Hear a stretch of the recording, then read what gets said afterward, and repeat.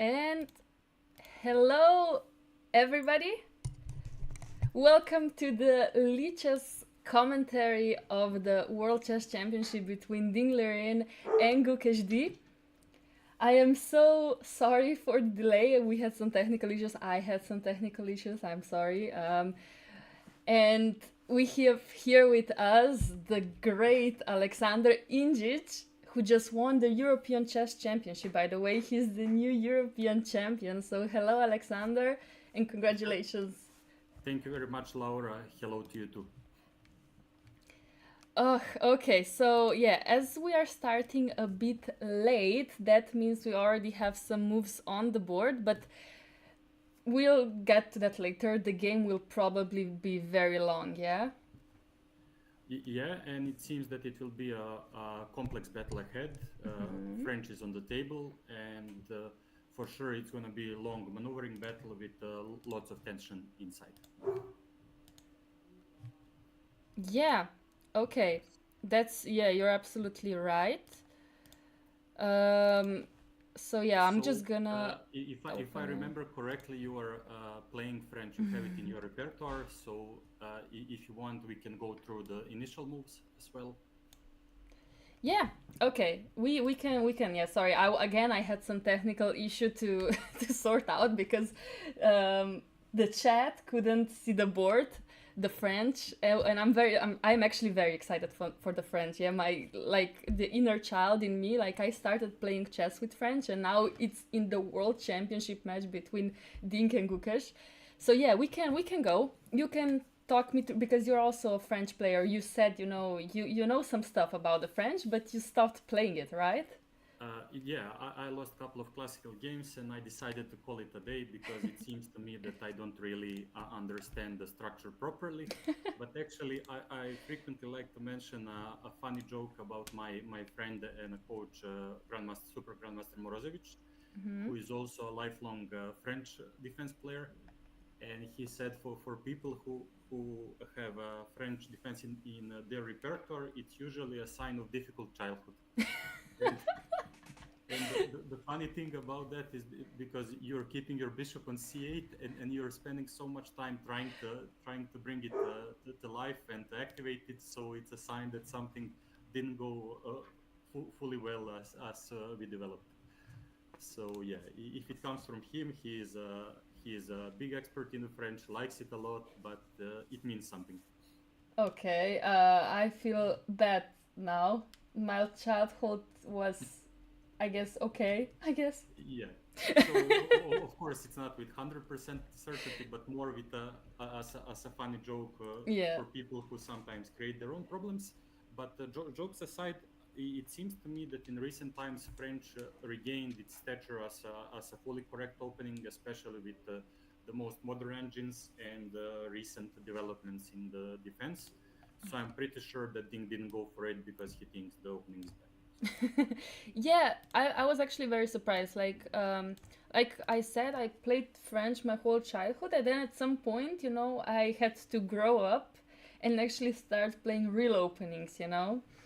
Um, and I actually then I was analyzing these lines with the engine, and engine always hated the French. Yeah, like at some point, but Yeah, for sure. And one of the reasons why I stopped other than bad results because it's not always easy to remain optimistic about your chances when you are constantly confronted with zero point 0.3, zero point 0.4, and it's yeah, not always easy to come up with a plan. especially when there's so many other good openings. Yeah. Yeah, especially today with Najdorf, Berlin, Yeah. Petrov being available, all the sideline Spanish that seems to be holding their own as well, and seems to be that there is quite a choice in today's chess. Yes, yes, yeah, you're absolutely right. So that's why, okay, I don't know if that's correct, but is Dink already thinking on the move c3 and thinking quite a long time? Yeah, look at the clocks. Yeah, the way I see it, maybe he tries to sort of remember his prep, but I would be highly surprised if this is where his preparation ends. If you want, we can quickly go through the initial moves as well with like e4, e6, d4, d5, and now knight c3 and d5 are the main moves. Still, occasionally people like to go for ed5 with a little bit of a more positional game and knight d2 as well, but Gukesh went for the most principled knight c3, knight f6, e5, knight d7. From white side, even though I'm not such a regular first move e4 player, I like to occasionally surprise my opponents with the line with knight c2, with the idea being after c5, c3, knight c6, to try to go for the move knight f3. And if black is not careful, white will be able to come up with a great opening setup. And white's plan is to go a3, knight f4. And if he's in time to develop it, it's going to be a tough times for black. Mm-hmm. However, there is a way for black to counter that, and f4 is still the main. And now knight c2. I would say that knight c2 is a surprise for Ding. Probably it's because the main move Mm, is knight f3, and now there is a lot of theory with knight c6 or sometimes even a6, and I cannot say I am fully booked up in the French, but I know that in recent times they started including even CD4 and quick exchanges, and it seems to be that the black is in a good shape. Yeah, So, yeah, so that's very interesting. The only problem is that nobody saw your analysis.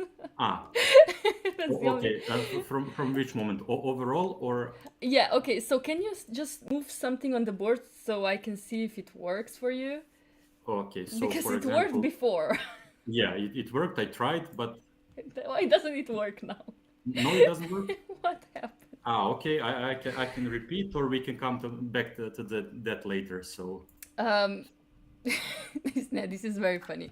yeah. This is very funny because okay, I'm so sorry. We will fix these things. I don't know what's happening. I used to be a professional streamer, so whenever I open the Lichess board, Alexander disappears, and when I open Alexander, Lichess never I'm still works. here, but it's sort of okay. I don't need to be seen. Occasionally, I'll pop up, so that works as well. I'm so sorry for that.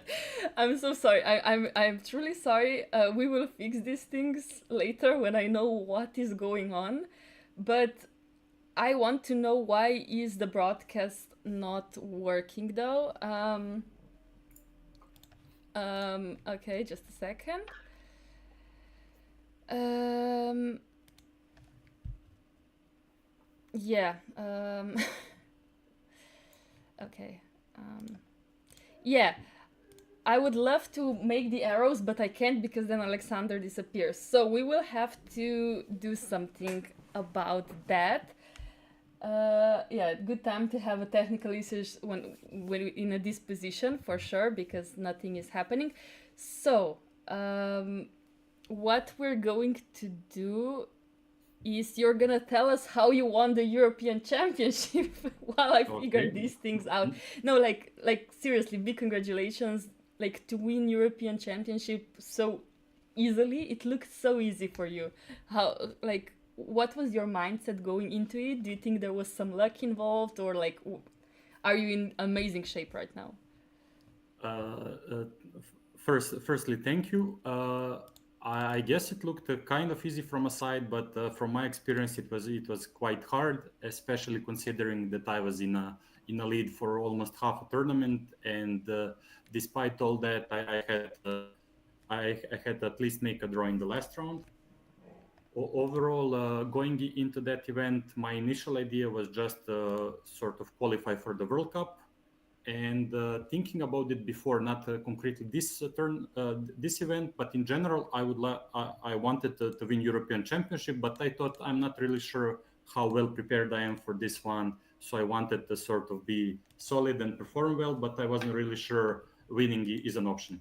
But then, as things started rolling, it seemed to me that I was in a pretty good shape, and I was able to win 5 games in a row. And especially after winning versus Vladimir Fedoseev with black pieces, that was a kind of a turning point that I realized I could go all the way. Yeah, that's amazing. And then like last round, yeah, you knew if you draw, you would become a champion, yeah? Yeah, and Yeah. that's sometimes cruel thing about chess, because you can play for 10 days quite well, and you have to perform well even on the 11th day as well. Mm-hmm. So going into that round, I knew that draw would be enough for a clear first at the end, and I wanted to play solid and healthy positions, and also to try to put some pressure on him to try to create some complications. Mm-hmm. And looking back, it seemed that more or less the game was pretty clean and controlled, but of course the tension was inside, and there was lots of pressure in the prep. Am I gonna forget something? Am I gonna sort of be prepared well? And all the questions that pop up in in sort of critical situations. Yeah, no, yeah, that's the pressure was probably very high, and like it's amazing that you managed to keep your cool and like just managed to draw that game, and like, what were your emotions when you knew it was draw? Yeah. Well, to me, it seems that probably the biggest emotion at the time was a relief. Because for like 5 or 6 days, I was in the lead, and I always thought, okay, this could be the day that things could potentially go wrong. There are no real reason for it, but anyways, I was sort of I was wanted to control the position till the end, but also I was ecstatic, and there was euphoria for a while as well. So in general, lots of nice emotions, and I received lots of nice words from friends, from family, congratulations. And also it seemed that it made quite a news in Serbian chess circles. So for the last couple of days, I got some media attention as well. So it's lots of positive craziness, let's say. Yeah, I guess you're very busy right now. Yeah. I must be crazy, but you deserve it. You deserve it when you become a European champion. I mean, come on, like Yeah. that's amazing. So Okay, so try now. yeah. So we have new moves. Ding played move a5, which is also kind of typical for French defense, because black wants to expand on the queen side and potentially try to create some weaknesses in the white structure, while white is developing in the center and probably thinking about some f5 at some moments and trying to launch offensive on the king side. Yeah, So I can try to make some moves please. like, I don't know, like a4. Can you see it? No. No, I just made a move a4. Okay, a4. Okay, I can make a move a4, but do you see it when I make it? Uh, No. on the table, not really. I'm just following the.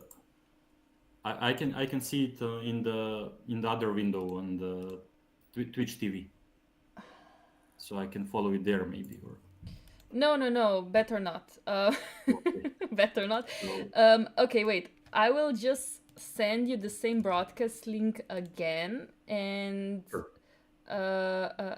in the chat. And if it doesn't work, then then I don't know what we're gonna do. Then we can just talk out loud. Yeah, no arrows, no moves today. We just talk out loud. Can you see it now? Are you making a move? I made a move a4, f5, or just some random stuff in the new. Show us on physical board. Yeah, okay, so this doesn't work. I guess we're going old school today. Okay, I'll try after a break to come up. I actually have nice wooden pieces, Really? Staunton styles, so that could be the case as well. Yeah, okay, so I guess because I don't want you to disappear and because there's so many technical issues for some reason, I guess we can just discuss like with words, like and Sure. and after the break we will, or yeah, when we make a break we will try to fix this. Yeah, so if there are some questions in the chat maybe, or we can discuss. So at the beginning of the match also what it means, current form of players, expectations. Also, do you have your favorite here for somebody that you cheer for in this match? Or Yeah. These are very good questions. Because chat has many questions for you, but okay, let's first go. Is anybody your favorite? I guess for me, not really. I mean, I hope Ding is okay. That's all that's all I hope, and I hope that we'll have an exciting match. yeah, in a sense, if I wanted to be completely objective, especially considering recent form, it seems to me that Gukesh is a favorite, which is sort of being a Mr. Obvious, but it is the case. In general, I cheer for Ding. I would like him to show his best chess and to come to his previous form. I would like it also to be like a proper chess spectacle.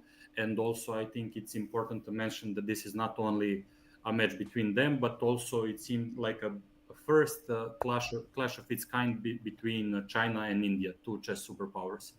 Even though India is now in a clean lead, especially considering how many players are playing, but also I think China is still a chess superpower. Yeah, absolutely agree. Like, and Gukesh is so young as well. Do you think he's a Yeah, bit too young to become a world champion? Or? but also the impressive thing, not only that he's so young, but it seems to me that he's so universal and calm for his age, like very stable, and in general quite great senses for strategic positions and for positional plays. So he is sort of mature beyond his age for sure. Yeah. And okay, somebody has a question in the chat. Do you think e4 is a bigger surprise, or is e6 or pawn a bigger surprise? Because Gukesh is usually an e4 player, not really, right? Well, yeah, he occasionally, if I remember, he occasionally plays, but I would say for me, French is a little bit of a bigger surprise, because I was hoping, especially in the first games, maybe something solid, or if you want to go for a full battle, maybe to go Sicilian. But this is sort of somewhere in between. But I guess that he is surprised at least a little bit. For sure, they covered like all the territory in E4, but I doubt that they had French as their main choice when they were preparing. And also, if I remember, that's kind of interesting, because Ding, I think he used in his match versus Nepo French, if I remember correctly. There was a game with knight d2, c5, some fighting game as well. So that could be also interesting. Yeah, and we have a very exciting move on the board. What is g4? Yeah, sort of. They're ignoring each other's plans so far. Everybody is doing what they want.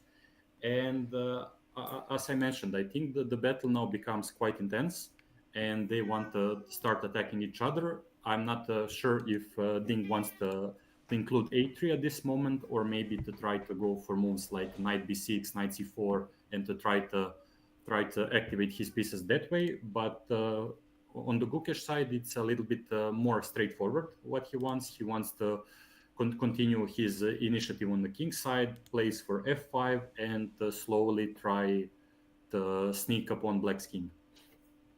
Yeah, that is very interesting. And okay, can we just mention the times once again? Like, Ding has already spent like, okay, if I'm right, time control is 2 hours. Yeah, for Yeah, 14. Yeah.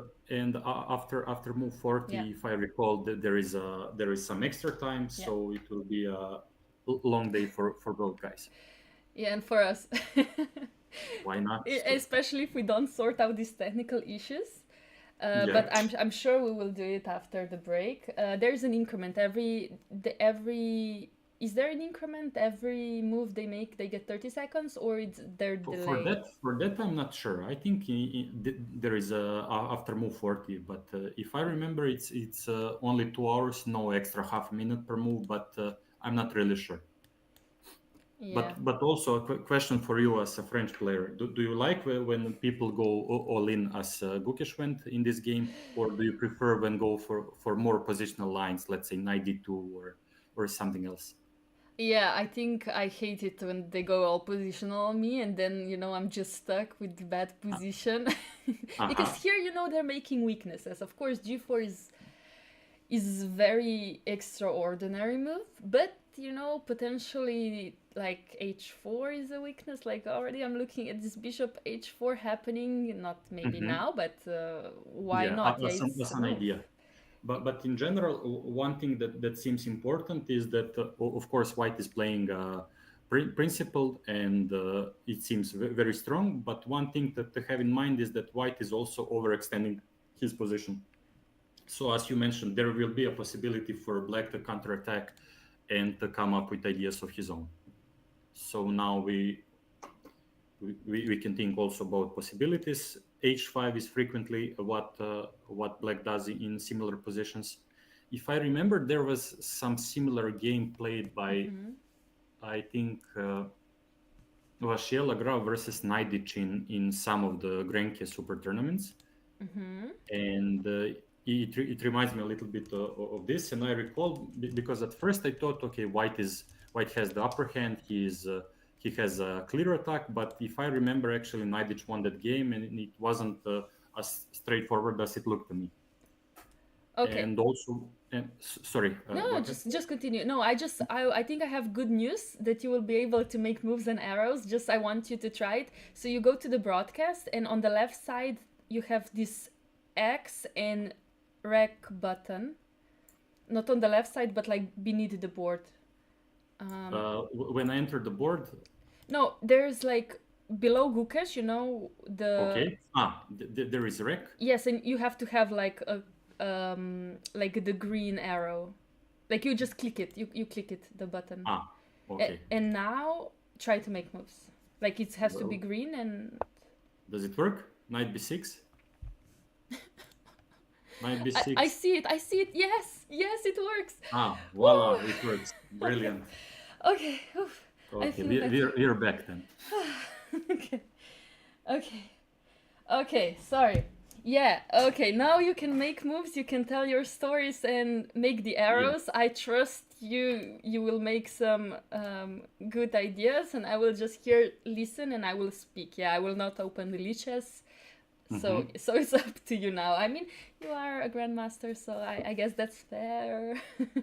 I mean, in general, before this, I consider myself more of a Robin character, the Batman, but I don't mind anyway. So No, I think your insights are great, especially now you're in this incredible shape. So I will just, yeah, I will just ask you questions, and I guess you will. sure. Um, So yeah. also we can sort of talk about many different things. If the chat has some questions, if some interesting ideas appear, we can make this I mean, sort of like chat already asked you very interesting question, like how tall are you? You know, that's what they're interested in. That's what okay. they're Thanks for the question. In Well, in Europe, we usually use meters and centimeters. In that metric, I am around 2 meters tall, a little bit more, like Oh wow. 2.02 or something like that. But I think in US metric, it's like 6'7", Wow, yeah, very tall. something like that. You might be Yeah, the tallest grandmaster in chess, right? yeah. Actually, I think I am. There are a couple of tall guys, but it seemed to me that I'm still the tallest. And I mean, Wow. idea is sort of to be among the best, but I'll take this for now. So Yeah, why not? Why not? yeah. Okay.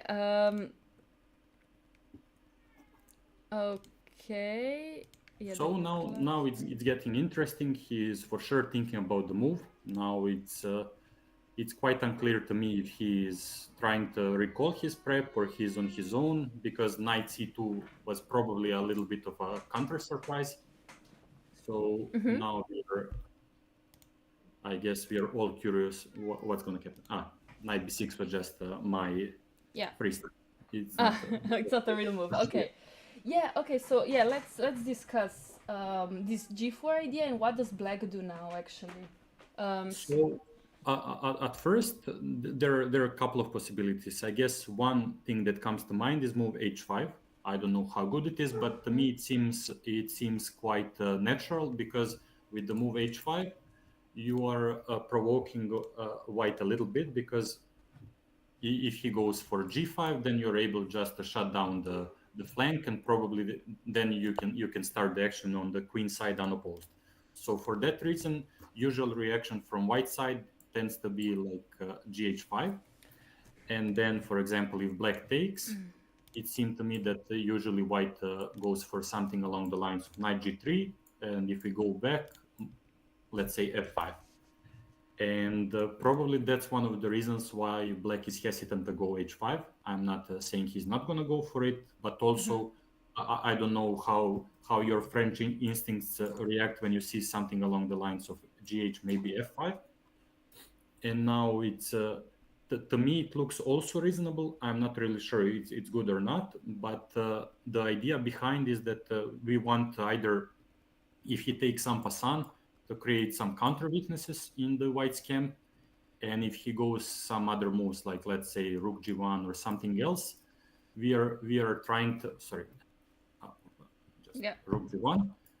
I don't know if some strange looking moves like let's say when just trying to defend pawn some way, or maybe to include a check, or I'm not really sure this fully works, but the idea is that what I want to what I want to offer is like idea is that we want to stop white's activity if possible, Okay. and I'm looking at certain ways trying to come up something that looks kind of natural. So that's one of the idea that could be interesting. Another is maybe to try to fight in the center, but f6 is usually in this position, I guess, is not the right way, because f5 is coming quickly. I'm not sure how strong is in this variation, but it's always a option, and black needs to be careful. But maybe inclusion of cd4 comes to mind, or to go for something along the lines of knight b6, because knight b6 is a little bit more of a, let's say you're still being you're still being a little bit unassuming with how you want to sort of uh, how you want to play in the future, because you also keep this usual option of going something along the lines of c4 and then maybe a3, and then maybe even to go with the king to the queen side where it's the safest. And there are lots of typical French ideas that could be implemented. So for that reason, if I was Ding, I would also consider this quite important and start thinking.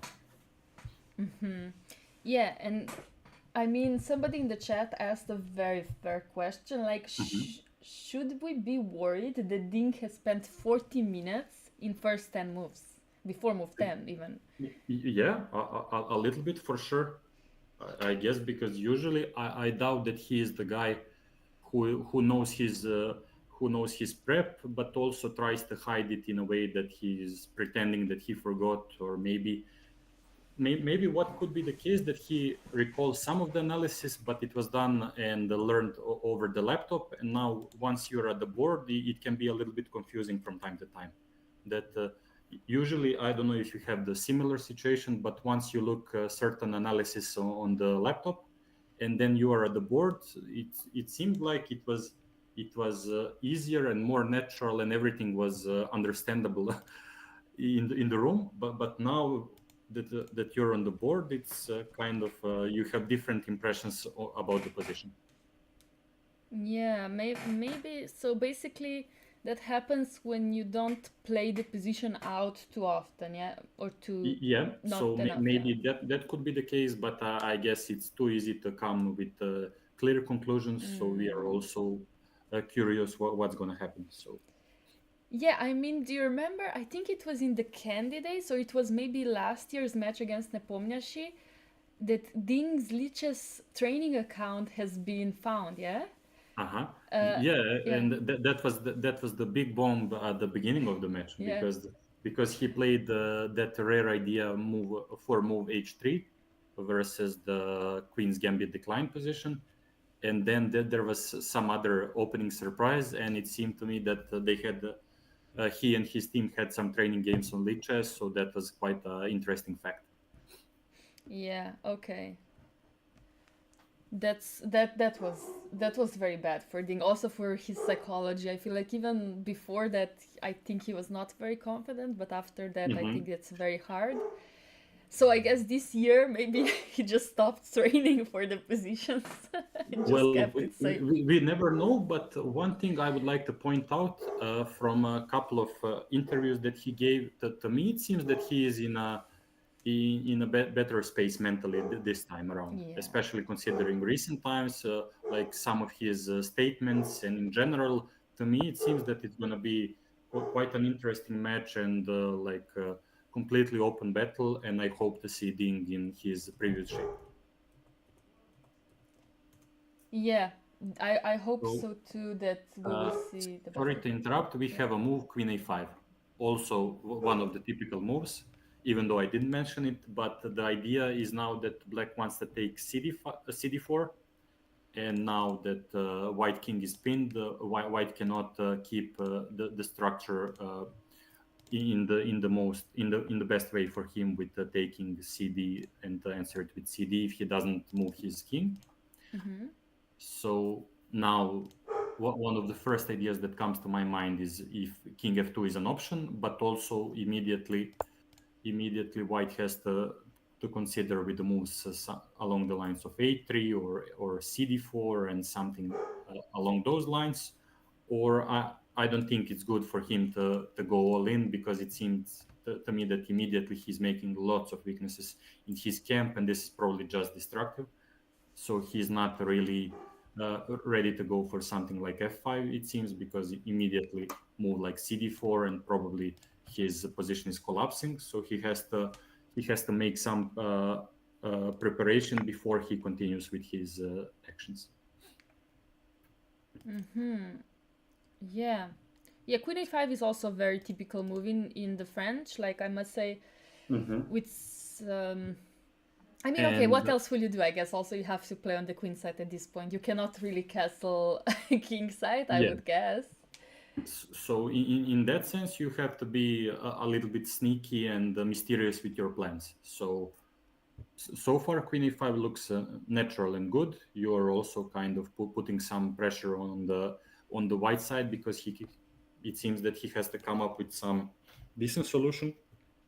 Usually, even though I'm not a natural e4 player, I am frequently hesitant to ruin my structure and allow it to be ruined. So I would seriously consider maybe moving away with the king, or try to not allow weakening of the structure. So probably moves like let's say dc5 that I see frequently versus Caro-Kann wouldn't enter my mind.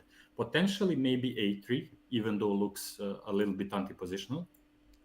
But in my mind, it seems that maybe we cannot really have all the pluses in the position. So maybe it's a possibility to go something along the lines of this, even though it looks that black is in good shape. But I'm not really sure if they're still in the prep, if they started thinking on their own, or king f2 is the move.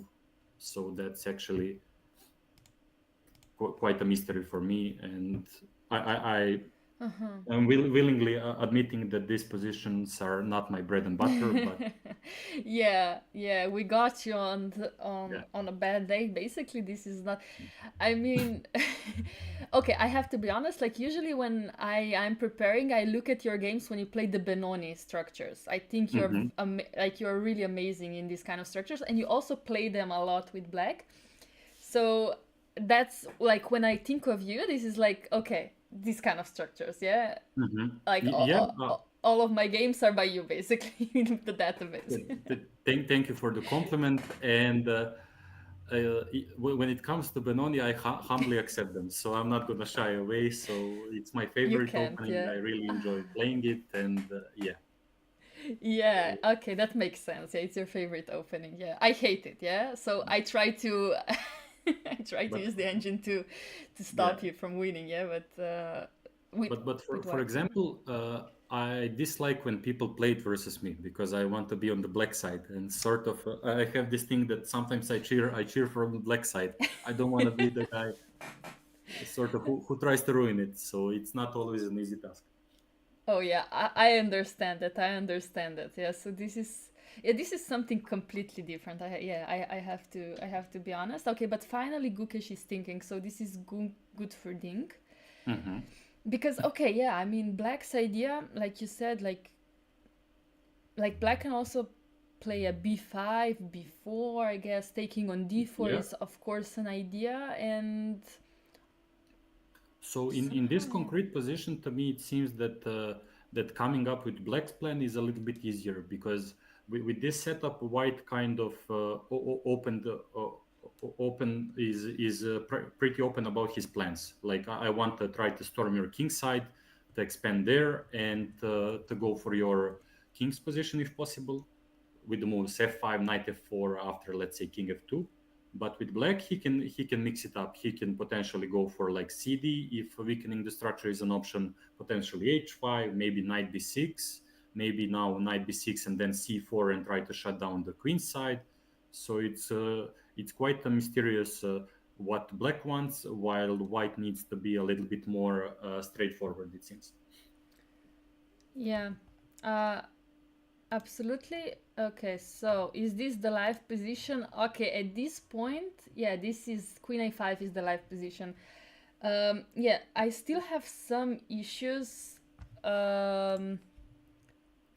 like when you make moves, Mm-hmm. I sometimes don't see them. I don't know what's going on. Like I So, see your I see your analysis, but they don't move. They on the board, they they don't don't move appear. on the board for some reason. Like I see, like yeah, your stuff there, like So, for everything. example, now let's say some random moves like King F2, H5. Did it appear? No, it didn't appear. Like I see it, but it didn't appear. Like did you have the green correct button? Yeah, there next Yep, to. Okay. next to the rec. Yeah, it worked before. What is going on? No, like it doesn't want to work today at all. Yeah. Uh, yeah. Okay.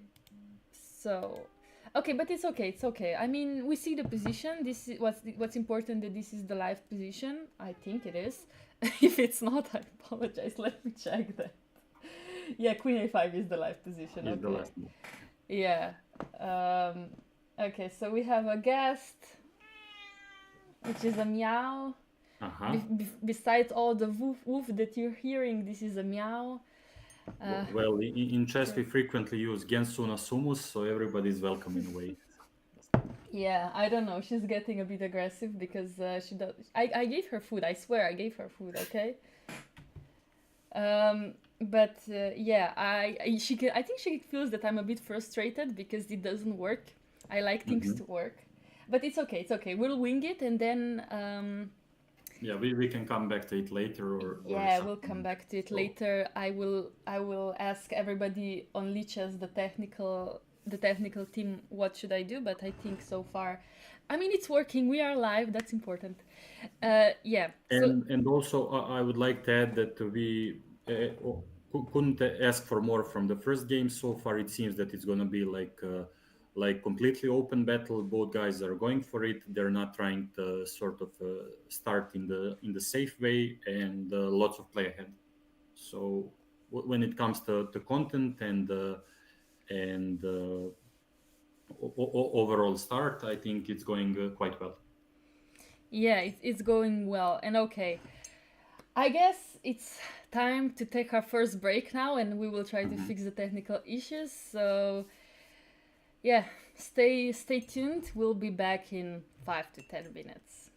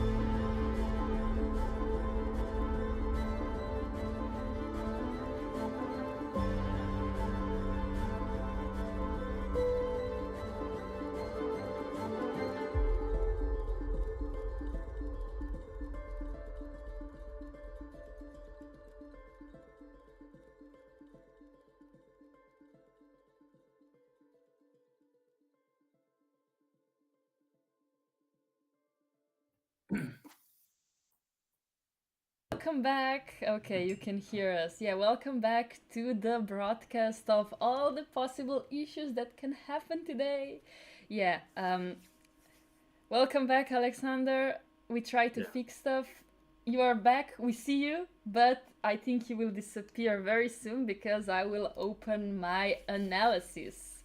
Because no problems. I'll try to be the voice of reason, and we can improvise on the spot.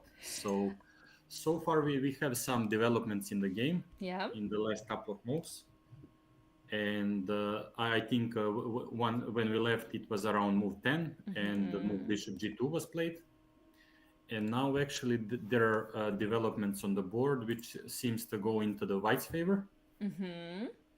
And to tell you the truth, I was not sure about the a3 move on the move 11 after bishop g2 that being played, even though it was not clear to me why exactly, but I preferred maybe knight b6. I wanted to try to have that outpost on c4 and maybe to put some pressure and to still be a little bit unclear with the plans for black. But he went for the direct a3, which also makes sense. But in a way, it might be based on, I'm not really sure it's miscalculation, but maybe he likes the position that is going to ensue for black. And Gukesh went for b3. And now after cd4, it seems that it's an important resource for white to include move b4. And that could make quite a difference concerning the evaluation of the position, because the typical piece sacrifice is not really working because black doesn't have a structural advantage with the pawn on c4 and all the scary looking pawns on the queen side. So something along the lines of knight b4 is simply not working. Important nuance that after taking cb, that white is attacking the queen. So black is not in time to take on e3. And let's say after a move like bishop b4 check, bishop d2 covering, and it seems to be a huge advantage for white. Even though at the moment black has three pawns, but they're very static and probably just winning for white. So for that reason, after a move, 13th move b4, he'll be more or less forced to run away with his queen, I guess, to the square c7. And then let's say after taking knight ed4, it seemed to me that white might be up for choice and could have some small advantage in this position. Because actually this structural development I kind of like for white. And what is important is that potentially square on c4 will be taken by black's knight via knight b6, knight c4. But I think that's not completely relevant for the position, and that it's more important that white gained a certain dominance in the center with his knights. So I think those two work in white's favor, it seems. Yeah, I absolutely agree. A3 usually also positionally, you don't want to play it because it also kind of blocks your attack, yeah? That's why I was thinking first b5, maybe b4, and then you can also have an option to play either b3, a3, kind of put more pressure on your opponent that way. And a3 is just very direct. You play it, I think you play a3 when you know you have something more concrete, no?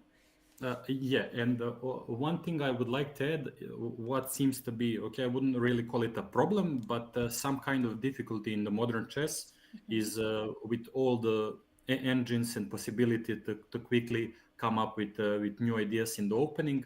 One thing that remains quite a puzzle for players is to really delve deep into certain openings and to sense them completely.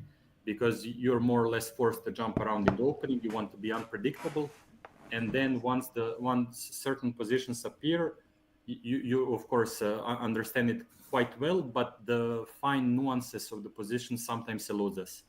And even though I recall, because not just for this match, but even before when Ding was up and coming, he had a French in his opening repertoire. He was using French. He was using King's Indian defense frequently when he was up and coming 2650 plus, 2700 plus player.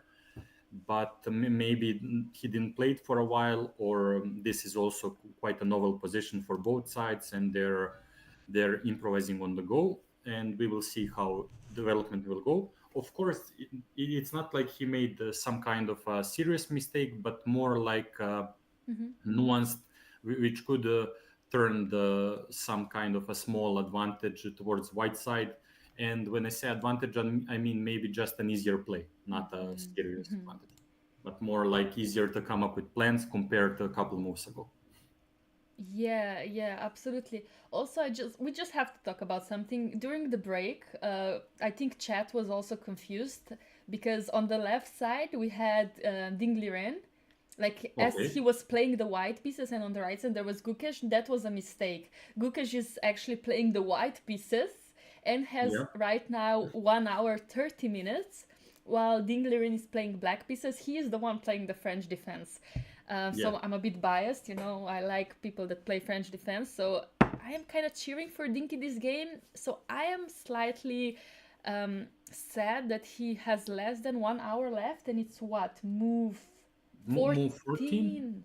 And looking at his time management so far, it seems that time trouble might appear in this game for him.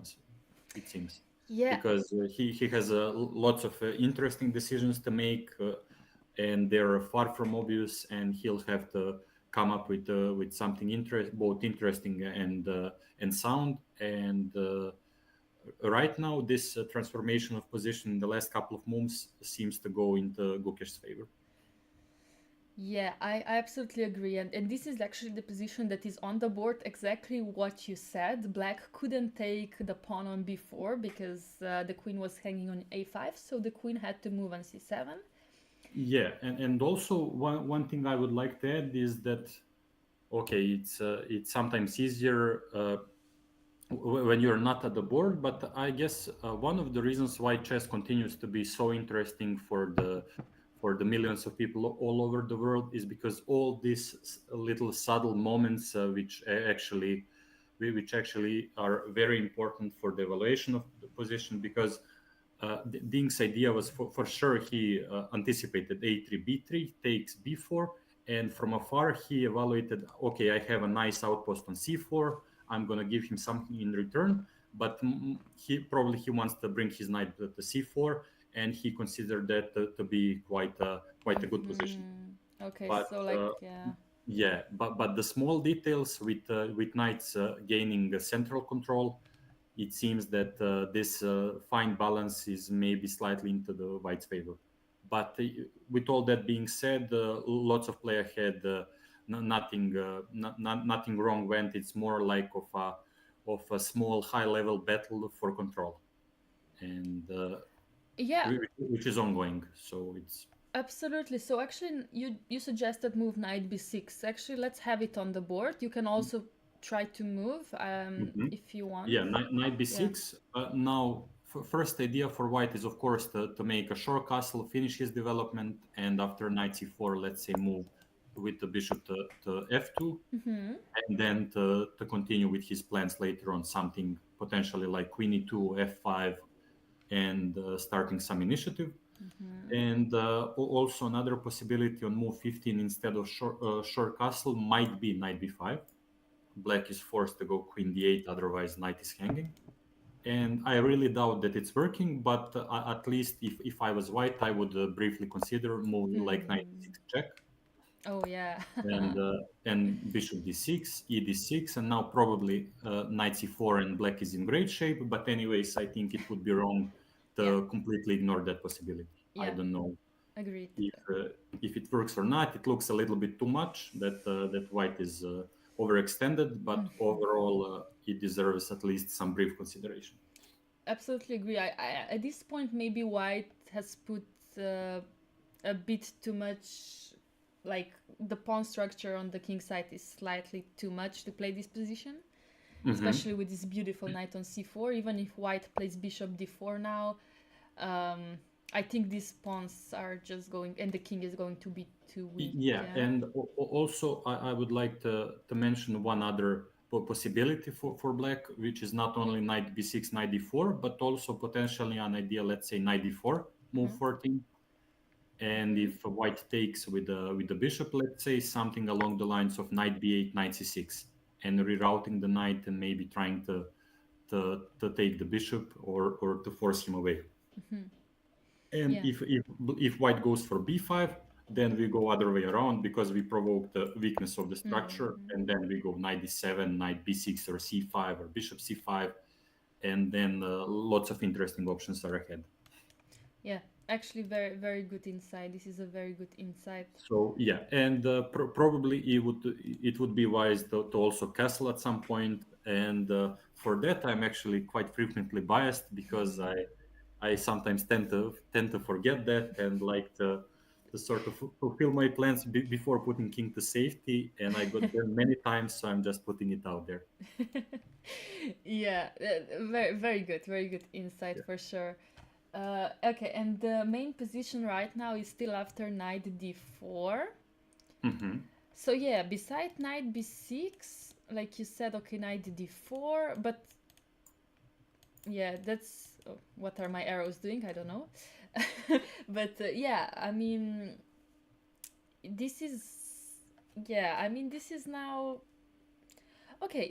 It's still very okay position for black. I mean, this bishop on c8 is still very sad, right? Mm-hmm. Yeah. Uh, But we started from that guy being passive, and hopefully he'll have a important role as the game develops. yeah, usually that's it. But sometimes, yeah, I mean, in this position, we will probably not be moving the b pawn to put the bishop on Mhm. a6 anytime soon, right? Especially because b5 can be played by white.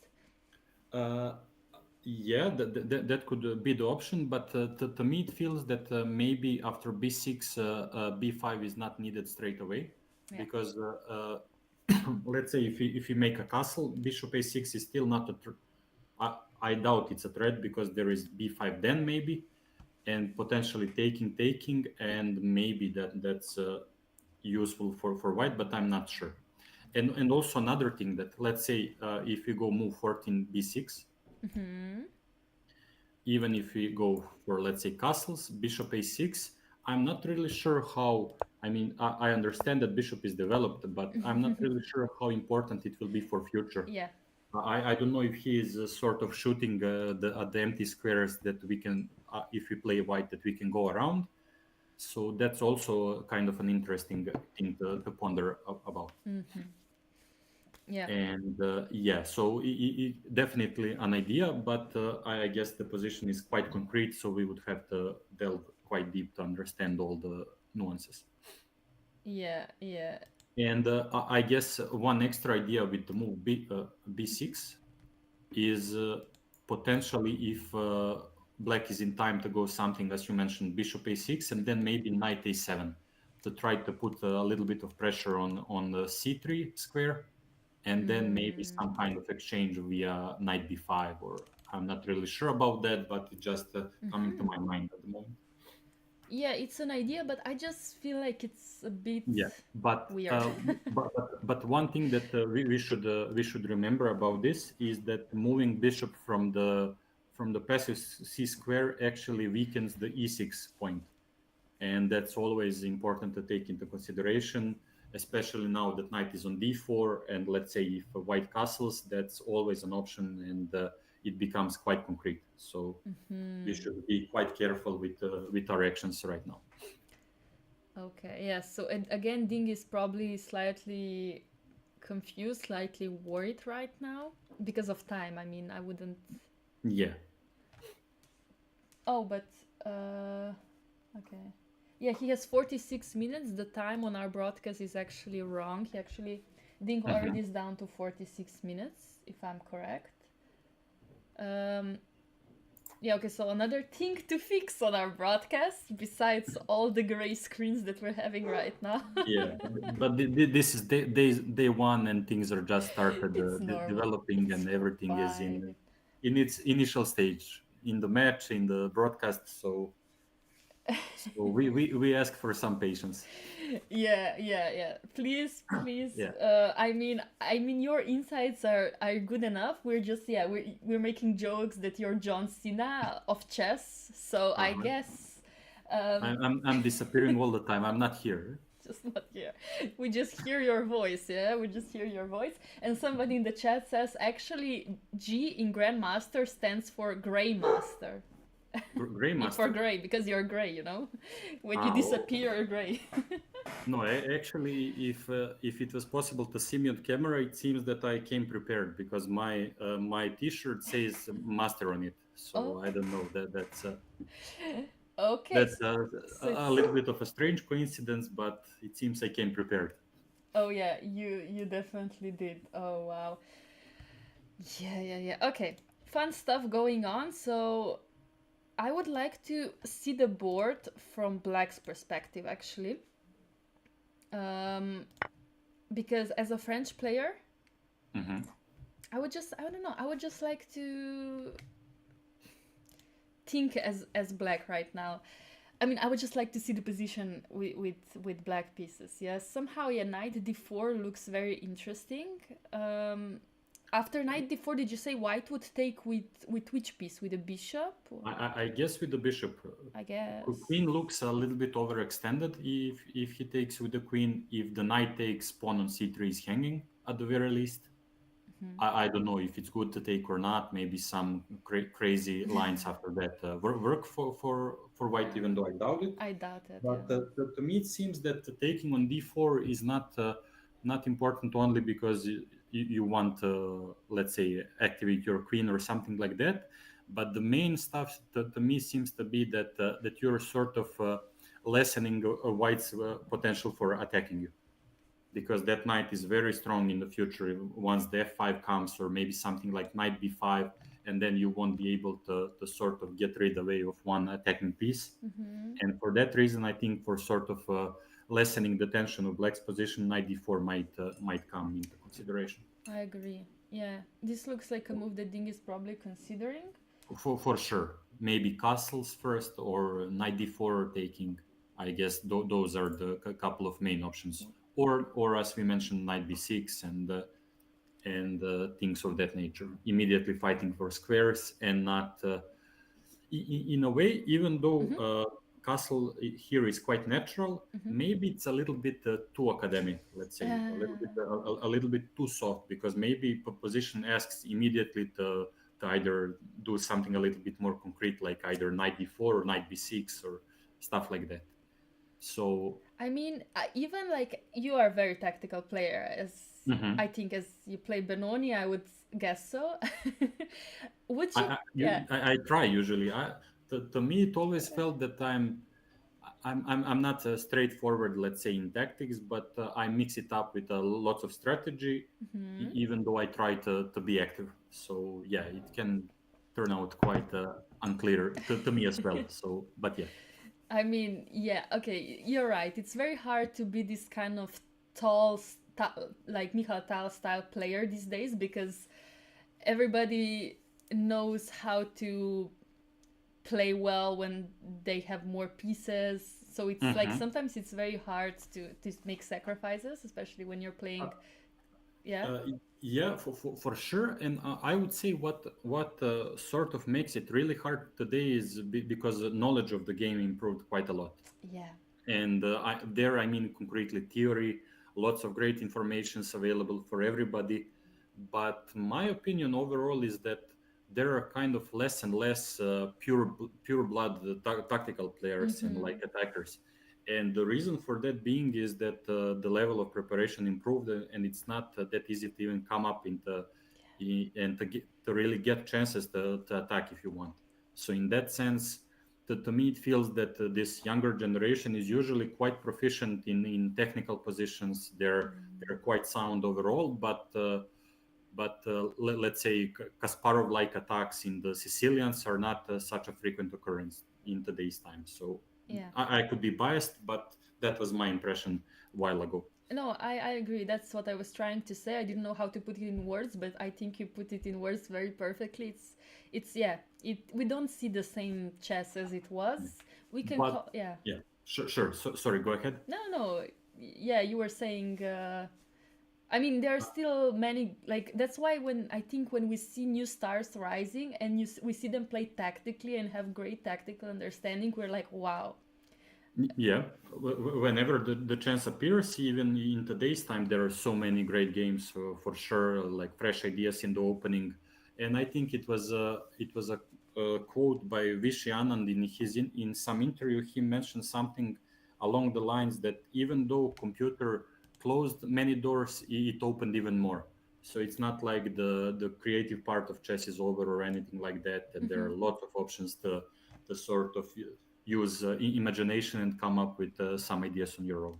So in that sense, let's say certain lines that were considered to be bad for black, with the help of today's engine, they're quite playable. All the sort of sidelines in the Spanish seem to be quite playable, and I think even one of those was played by Gukesh in candidates, if I remember this line in Spanish with a6 knight g7.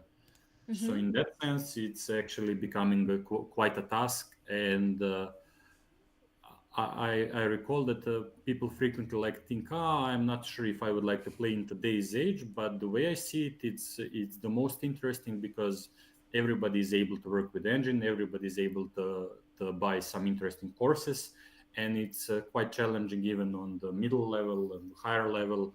And for me, it's quite cool today's age of chess. Yeah, absolutely.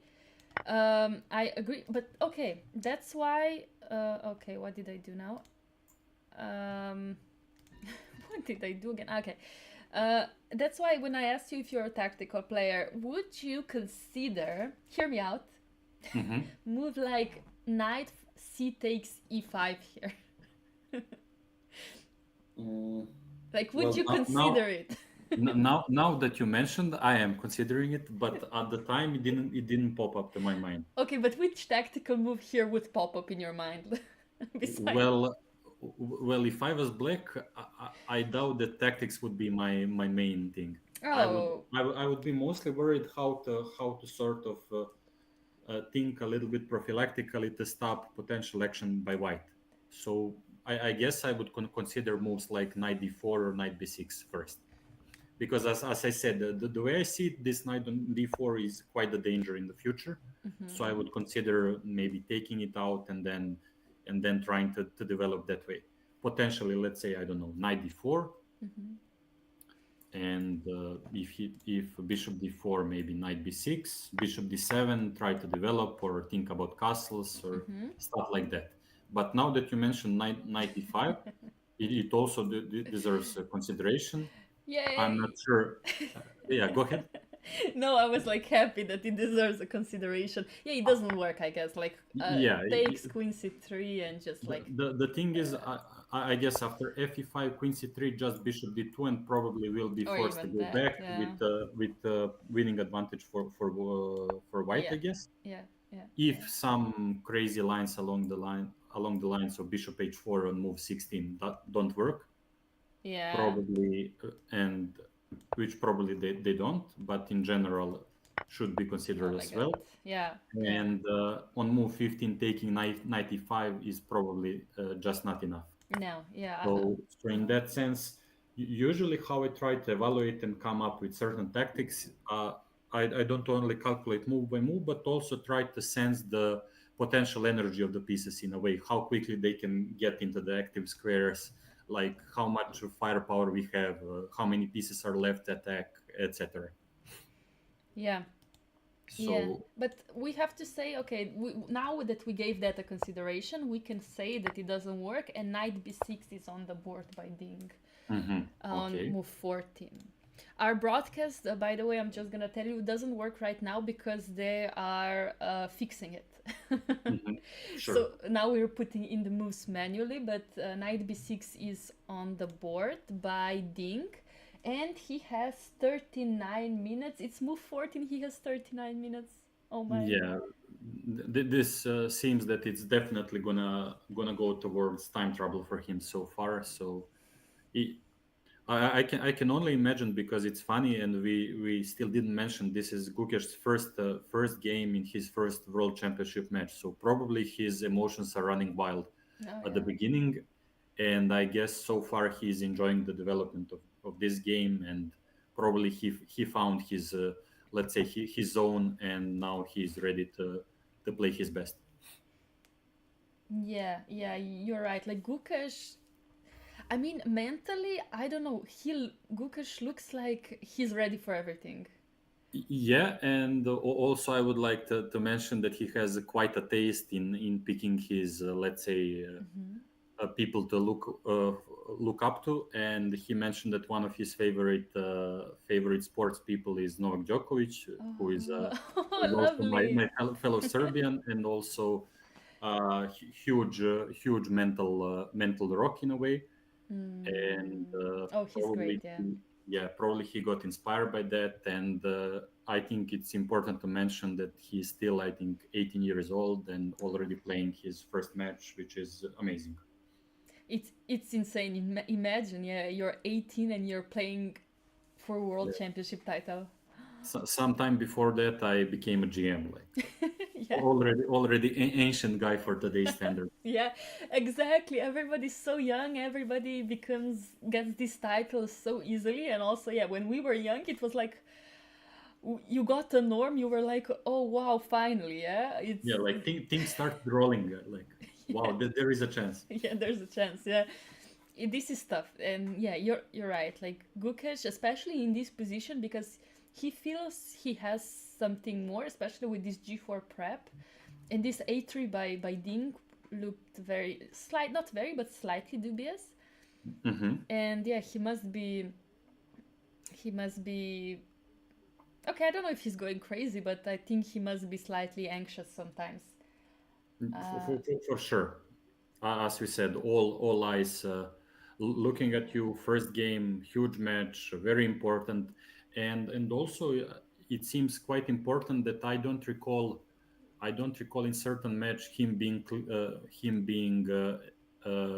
clear favorite or considered by people to be a clear favorite, mhm. which can put extra pressure on him.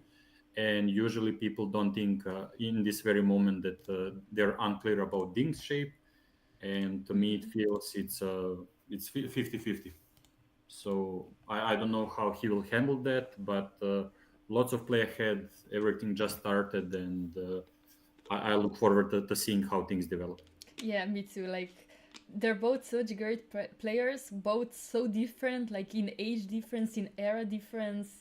Like you could say that Gukesh is more modern style player. Dink is very classical. Would you call him very classical player? I don't know. uh, Strategic well, more. yeah, to me when he was in his best looked like a very good power player, like he was to me not only that he was very well positionally, but also handling initiative quite well. And if I was Ding, I guess I would try to come up with a plan to get more dynamic positions potentially, because to me it seems that Gukesh is positionally quite sound. So I would try to get a game which sort of is a plan with French as well, because otherwise he would try to go for the more main lines and to get full presence in the center. So in that sense, overall, I would say every guy who sort of survives and thrives when he reaches 2700 plus and is in top of the mountain is quite universal. So in a way, to be there and to survive, you have to be quite universal overall. But let's say then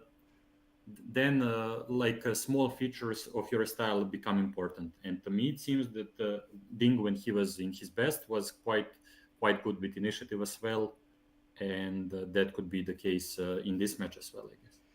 Yeah, we will see Yeah. if he will manage. But like, okay, let's. Somebody had a very good question in the chat. Mhm. If you could choose this position, white or black, which board would Which you? side? Which side would White. you sit at? You would pick White. white for sure. Yeah. Yeah. Yeah. So far, if you asked me before move a3, I would be unclear, probably black. But now with this development, this reminds me a little bit not only of the French opening, but also the advanced Caro-Kann. And Yeah. to me, it seems that having c4, as I mentioned before, it's important, but in a way that activity of white's pieces are a little bit more important than the square on c4. Yeah, okay. I don't know about you, but for me, aesthetically, just looking at it, I would pick white. Yeah, no, I mean, I'm not an e4 player. That's the only reason why I would pick black, because if I Uh-huh. were white, I wouldn't exactly know, like, it would not come natural to me what are my ideas. I would have to sit down and think. I think I would figure it out eventually, but that's the only reason maybe why I would pick black, just because I'm a French player with black but not with white. Yeah, understandable, and probably plans are for black are coming easier for you, and you're kind of Yeah. more confident into what you're doing. So fully Yeah. understandable. No, but you're right. This A3, it's not like I'm not aware of this strategical idea, but evaluation by on Lichess, if we can have it, I think it's Mhm. like basically 0-0. I think it's 0 plus 0 to. Yeah. Of course, this So is not an amazing engine, but still, yeah. mhm. No, in that sense, this is just let's say personal preference, but position is completely open. Lots of play ahead, three results involved. And in a way, everything we could hope for from game one. Lots of disbalances in position, and unclear strategic goals for both sides, and proper chess battle. Yeah. No, this is going to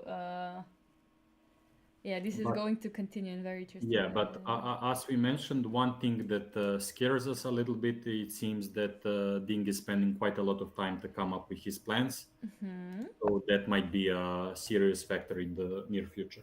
But yeah, but we have two moves. So after knight b6, Gukash actually castled, which is Mhm. normal, and Dink immediately went knight c4. Okay. So finally he made a quick move, yeah. Good sign. Yeah. Sort of. I mean, okay, yeah, it's a very logical move after you go knight b6.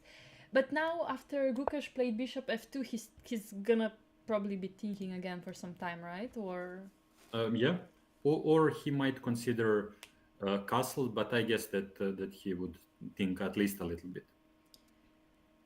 yeah, yeah. And sure, sorry, go ahead. No, no, I was just trying to figure out like if white's attack with this pawn structure g4, f4, e5 is coming fast, Hmm. but I don't think so because also e5 pawn will be a weakness now, yeah? Yeah, and also one thing that I would like to add is it seemed that one of the options for white was maybe to include move knight b5 a move or two ago, and Okay. to try to keep the pieces. So, for example, at first I thought that maybe Ding is gonna consider if he is gonna exchange or go for castles. But if White didn't go for knight b5 before, I doubt that he would think about it if we go for castle on move 16. Okay, let's figure this out, yeah? So yeah, if castles, I guess that Gukish would go for something along the lines of queen e2, like a solidifying move, supporting Sorry, potentially. yeah, can we which move are we discussing? So Uh, after now, knight b6, yeah? move 16, bishop f2, Mm-hmm. that happened in the game. Yeah. Now short castle. Yeah. And now I would probably most seriously consider something along the lines of queen e2, Okay. because I think it's a natural and strengthening move. You want to support Yeah. pawn on e5 later on. If you go for something along the lines of bishop g3 f5, you want to connect your Very rooks nice. to free the space, and to me it looks very natural move overall. Exactly. And even if black wants to like release the center with some f6, now it wouldn't work because also e6 would be hanging, yeah? Exactly. So that becomes an extra point where white can focus. Other possibility, which looks a little bit artificial, Mm-hmm. with let's say similar ideas, is something along the lines rook e1 and then bishop g3 f5, or bishop f1, bishop maybe to take, or on d3. But that looks too much of a visual thinking. Mm-hmm. So I would probably go with just natural queen e2. Yeah, queen e2 is very natural. Um, but like you said, should have white, I don't know, just thinking, included knight b5 before castle. So Mhm. instead of 15 castle, can white go knight b5 just to annoy black a little bit?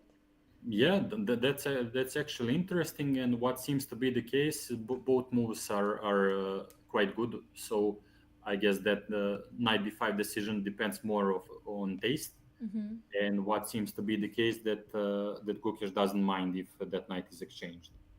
And Okay. only I guess it doesn't need to be mentioned, but I'll just put it out there that knight c6 is almost never a thing for white, because Mm-hmm. that will just improve black structure, and bc4 with c5 is coming, and that probably means that black is in great shape. So that's almost never on the cards.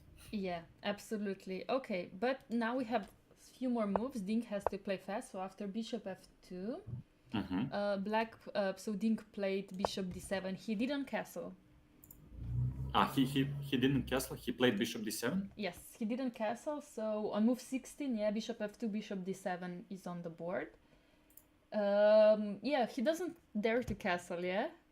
Which actually might be a good decision, because now, as we mentioned before, he is being a little bit provocative with his plans, and Mm-hmm. that might be actually a good thing, because he is sort of keeping white guessing, Mm-hmm. and that's very important for development, because now to me it seems that Gukesh is probably going to think at least for 5 minutes, even though queen e2 makes sense, but this is sort of a high level strategic battle, and Yeah.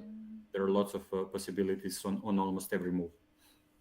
Okay, somebody in the chat mentioned that mathematically, apparently, Dink has to make one move each 90 seconds.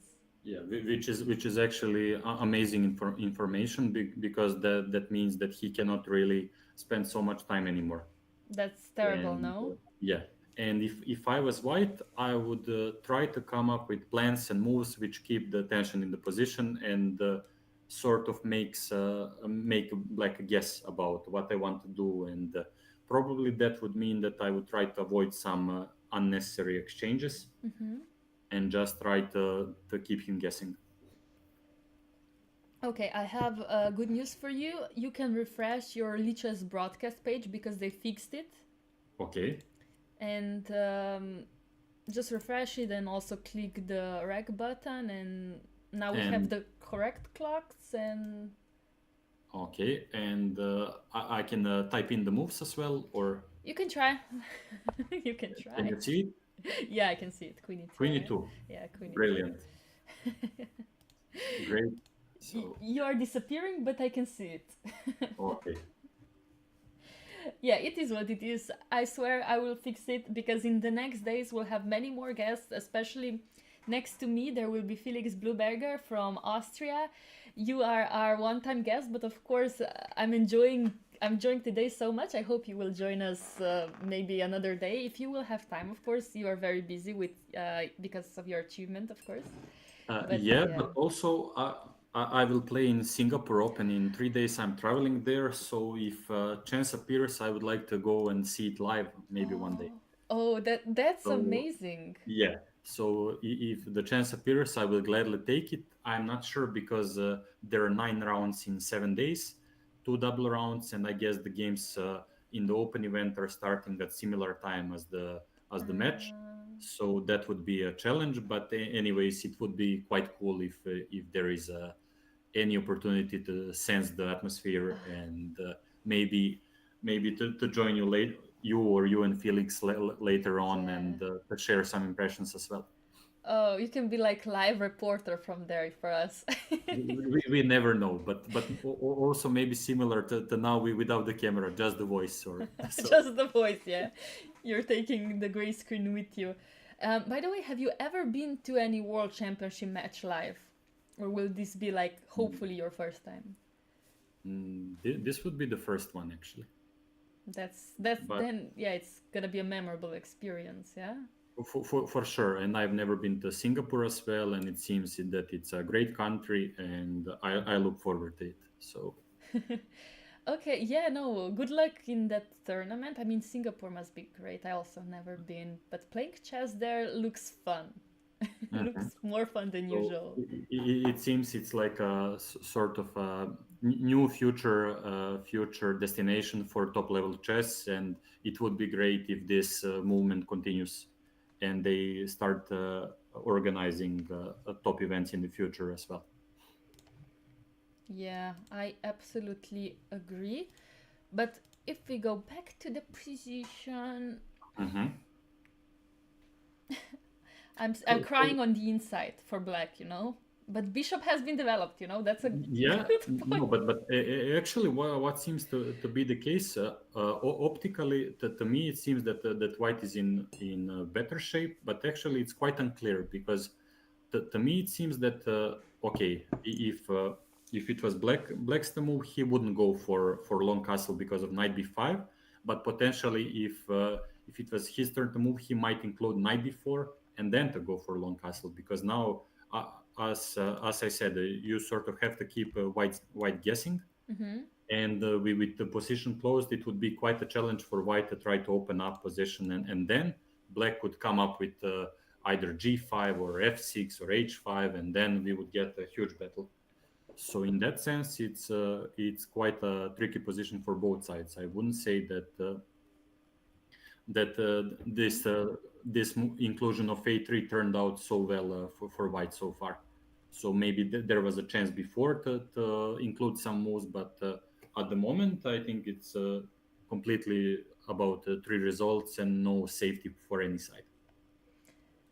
Yeah, I agree. And let's let them think while we take our second break and hopefully Okay, fix at least something again, but we'll see. So sure. yeah, we'll be back very soon. Gonna get some coffee, some tea, and yeah, see you soon.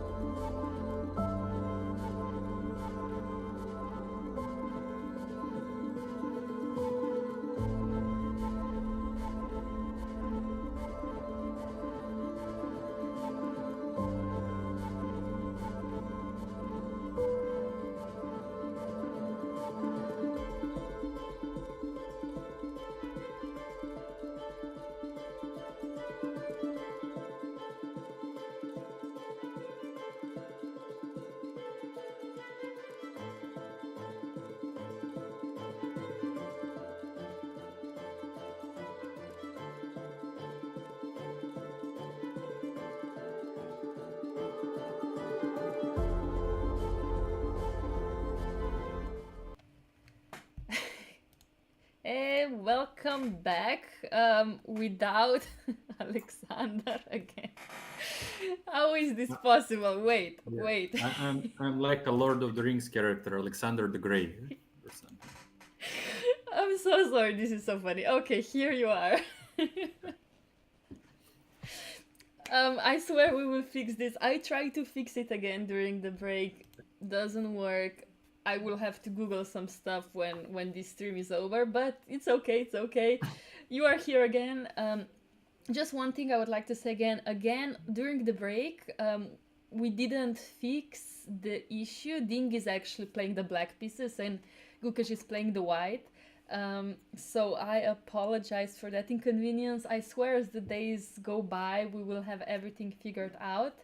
But so far, this is this is what we have. Yeah, somebody said new shade for Alexander because now you were black. Now you are not gray. You were just black. So. Shape shifting all the time, but the game remains cool. So please bear with us this time. And Yeah. Oh my god. Actually, do we have any move? We don't. Yeah, Gukesh is thinking, right? sorry, could you repeat? Do we have? Do we have any new moves, or is Gukesh still thinking? Yeah, he's still thinking, and actually, I think he recognized the proper moment to delve deeper, because now the games started being quite complicated, because lots of strategic decisions in this position have, let's say, far-reaching consequences. Because should you keep the piece and go for knight b5? Should you connect your rooks and go queen e2? And lots of interesting options. And I think I was mentioning something along the lines of, let's say, queen e2, and then knight d4 becomes a thing. And if I don't know if you can see my moves or not. So Wait, no? sorry, you said knight d4? No, where? Yeah, on move 17. Yeah. If he goes for queen e2, Queen e2, yeah. then I think black can seriously consider going for knight d4. And then let's say if bishop d4, something along the lines of long castle becomes a thing, or maybe h5 first to try to weaken the kingside structure if possible. And actually this is a completely open game, and now I would actually consider which side I prefer. So a couple moves ago, I'm Yeah. shifting in every way, like shifting the sides, shifting sort of just trying to be open-minded as possible today. No, that's very good. That's very good. Yeah, you're right. So Gukesh recognized the time to think. Okay, instead of queen e2, I guess he has, like you said, some ideas like knight b5. Yeah, knight b5, and then I'm not sure if queen d8 or c8, where is the better option. Yeah, that's actually very good. That's actually quite a mystery at the moment. But let's say if queen c8, Yeah. now the another question that pops up is knight b4 a threat, because now the knight on b5 is hanging, so white has to consider what exactly he gained with the move knight b5.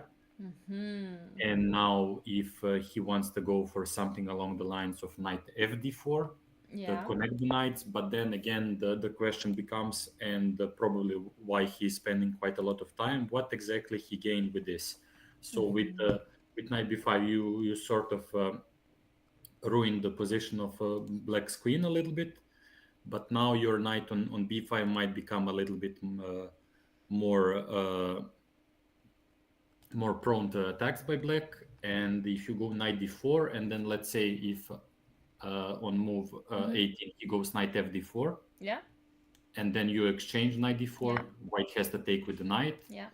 Did this really go this sequence, did this really go into the white's favor, or maybe black is going to go for h5 or queen c7 back with the idea long castle, and sort of lots of tricky questions ahead, and nuanced decisions for both sides. So yeah, this is now an interesting game, yeah, especially because white's king is kind of open and the attack is not going to be very strong, I guess.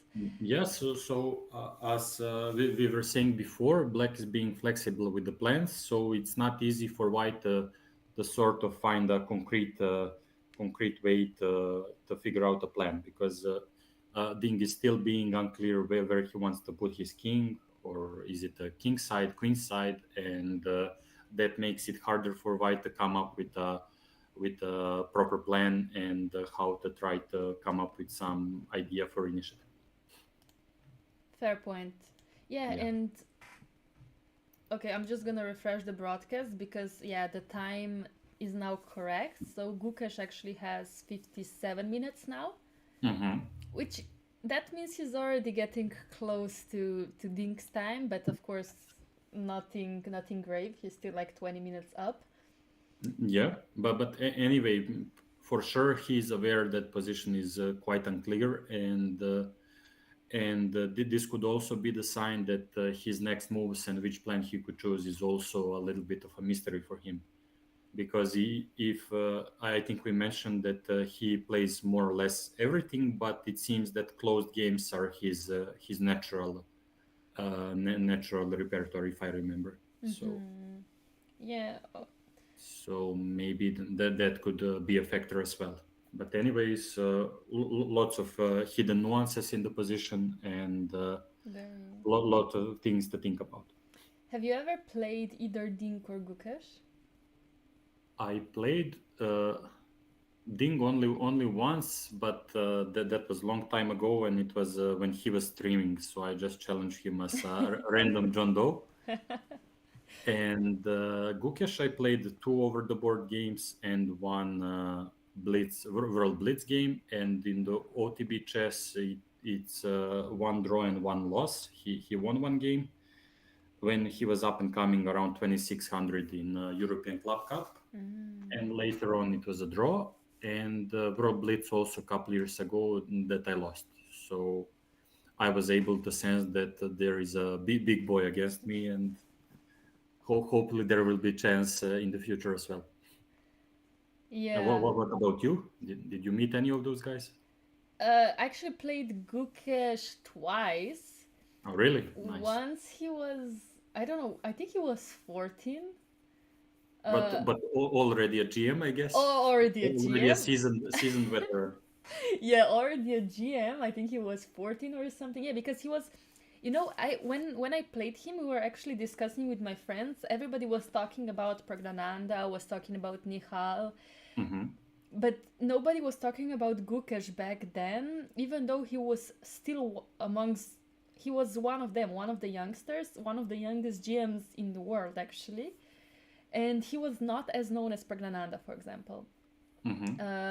And we were like very like, oh, what's the reason? We were a bit confused. But okay, I guess he showed us in the last years, that he was What he is all about. he was hiding his His power levels. his But power but levels. Yeah. if I remember, I might be wrong, but I think it was one of the first Gukesh game that I noticed is his victory in classical chess versus a strong Latin American GM. If I remember, it was Bachmann Okay. or Iturizaga, but I think it was Bachmann that he won in with black pieces in miniature. I might be wrong that it's Pragdananda, but if I remember well, it's a Gukesh game, and it was impressive, Yeah. like 15-20 move miniature that he was really punishing White's mistakes in dominant fashion, and it was a serious first serious game that I've seen that the Indian youngsters are really really strong. So it was impressive, especially for such a young age. Yeah, and like you said, he was always more like strategical, like this structure. I have all the nuances planned and And so on. to build a little bit upon our previous conversation, it was a game in my beloved Benoni.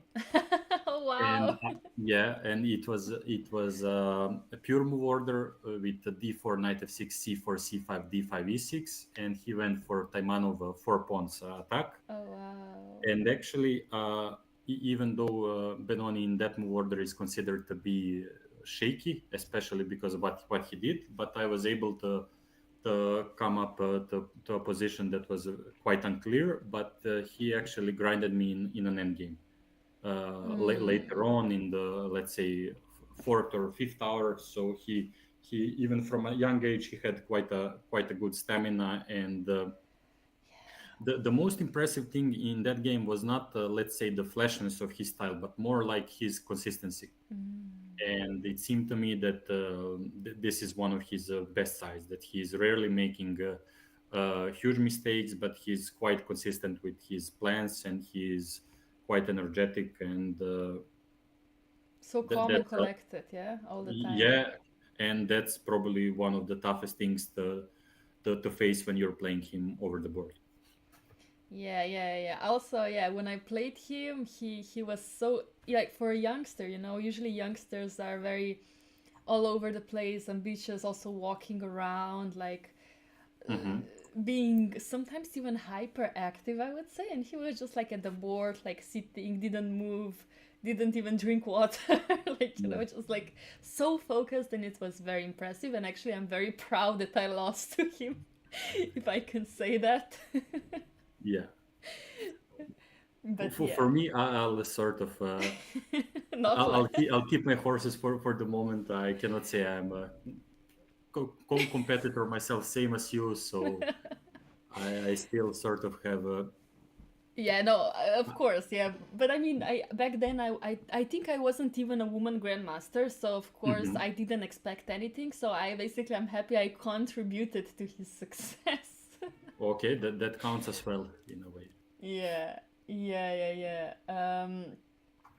So yeah, okay. What are we having? Yeah, by the way, you know this tradition, yeah, that in the World Championship players can pick their own chairs. Ah, I think I have seen news about that something, and if I recall, they picked different ones. Yeah, So they pick different ones. I don't know if, yeah, they're very different, but and if I noticed, Gukesh went for the more let's say director's chair, like a proper yeah, like a high level office, and Ding went for something a little bit stiff. more of a standard, and let's say like a student or something like that. So maybe he doesn't want to be too comfortable and more let's say to the point, and Gukesh went for the favorite chair, let's say the Yeah. director. Yeah, I think also last year Dink picked like a more like harder, more like working chair, like I want to suffer. Mhm. Yeah, sort of. He's aware that this is a serious challenge, and he is preparing himself for it. So, nothing wrong with his No. decisions anyway. Yeah, yeah, I mean, yeah, I guess he wants to feel like, yeah, when he's working at home and he wants to feel very similar as when he's studying the positions at home as well as Mhm. playing the championship. And Gukesh, yeah, he really went for the huge chair, like a gaming chair, basically. Yeah, Okay. So we will see how that will work as well. So, that's gonna be interesting. Which chair would you choose if you had an option? well, probably the Ding's way. Ah, It's sort really? of, yeah.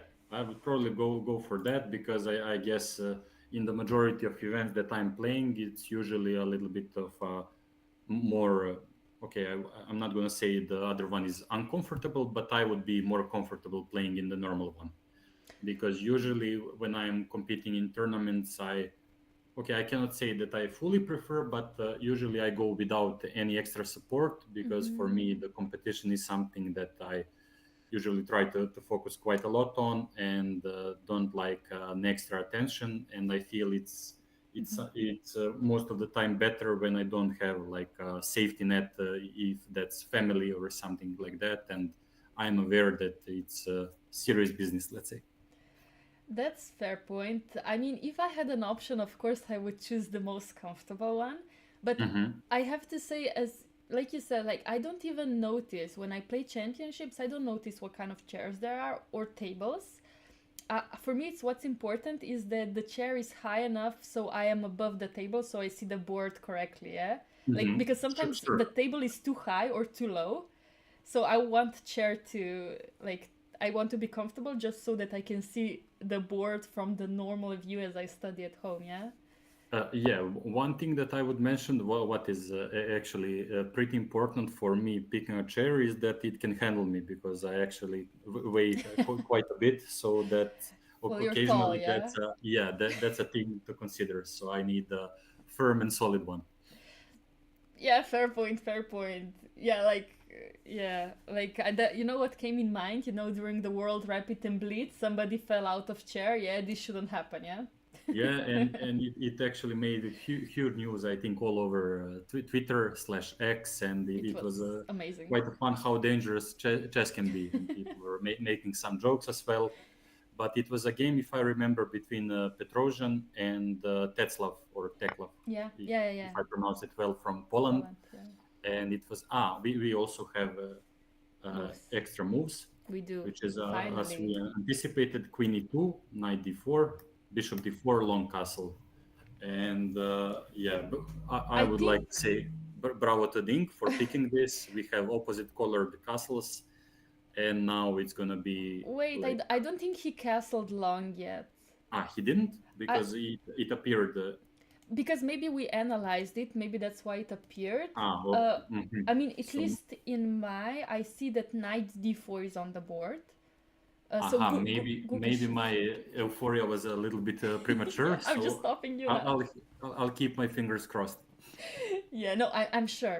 I mean, I guess the question is how does how does white capture on d4 first? Like, do we have to take with the knight? Do we have to take?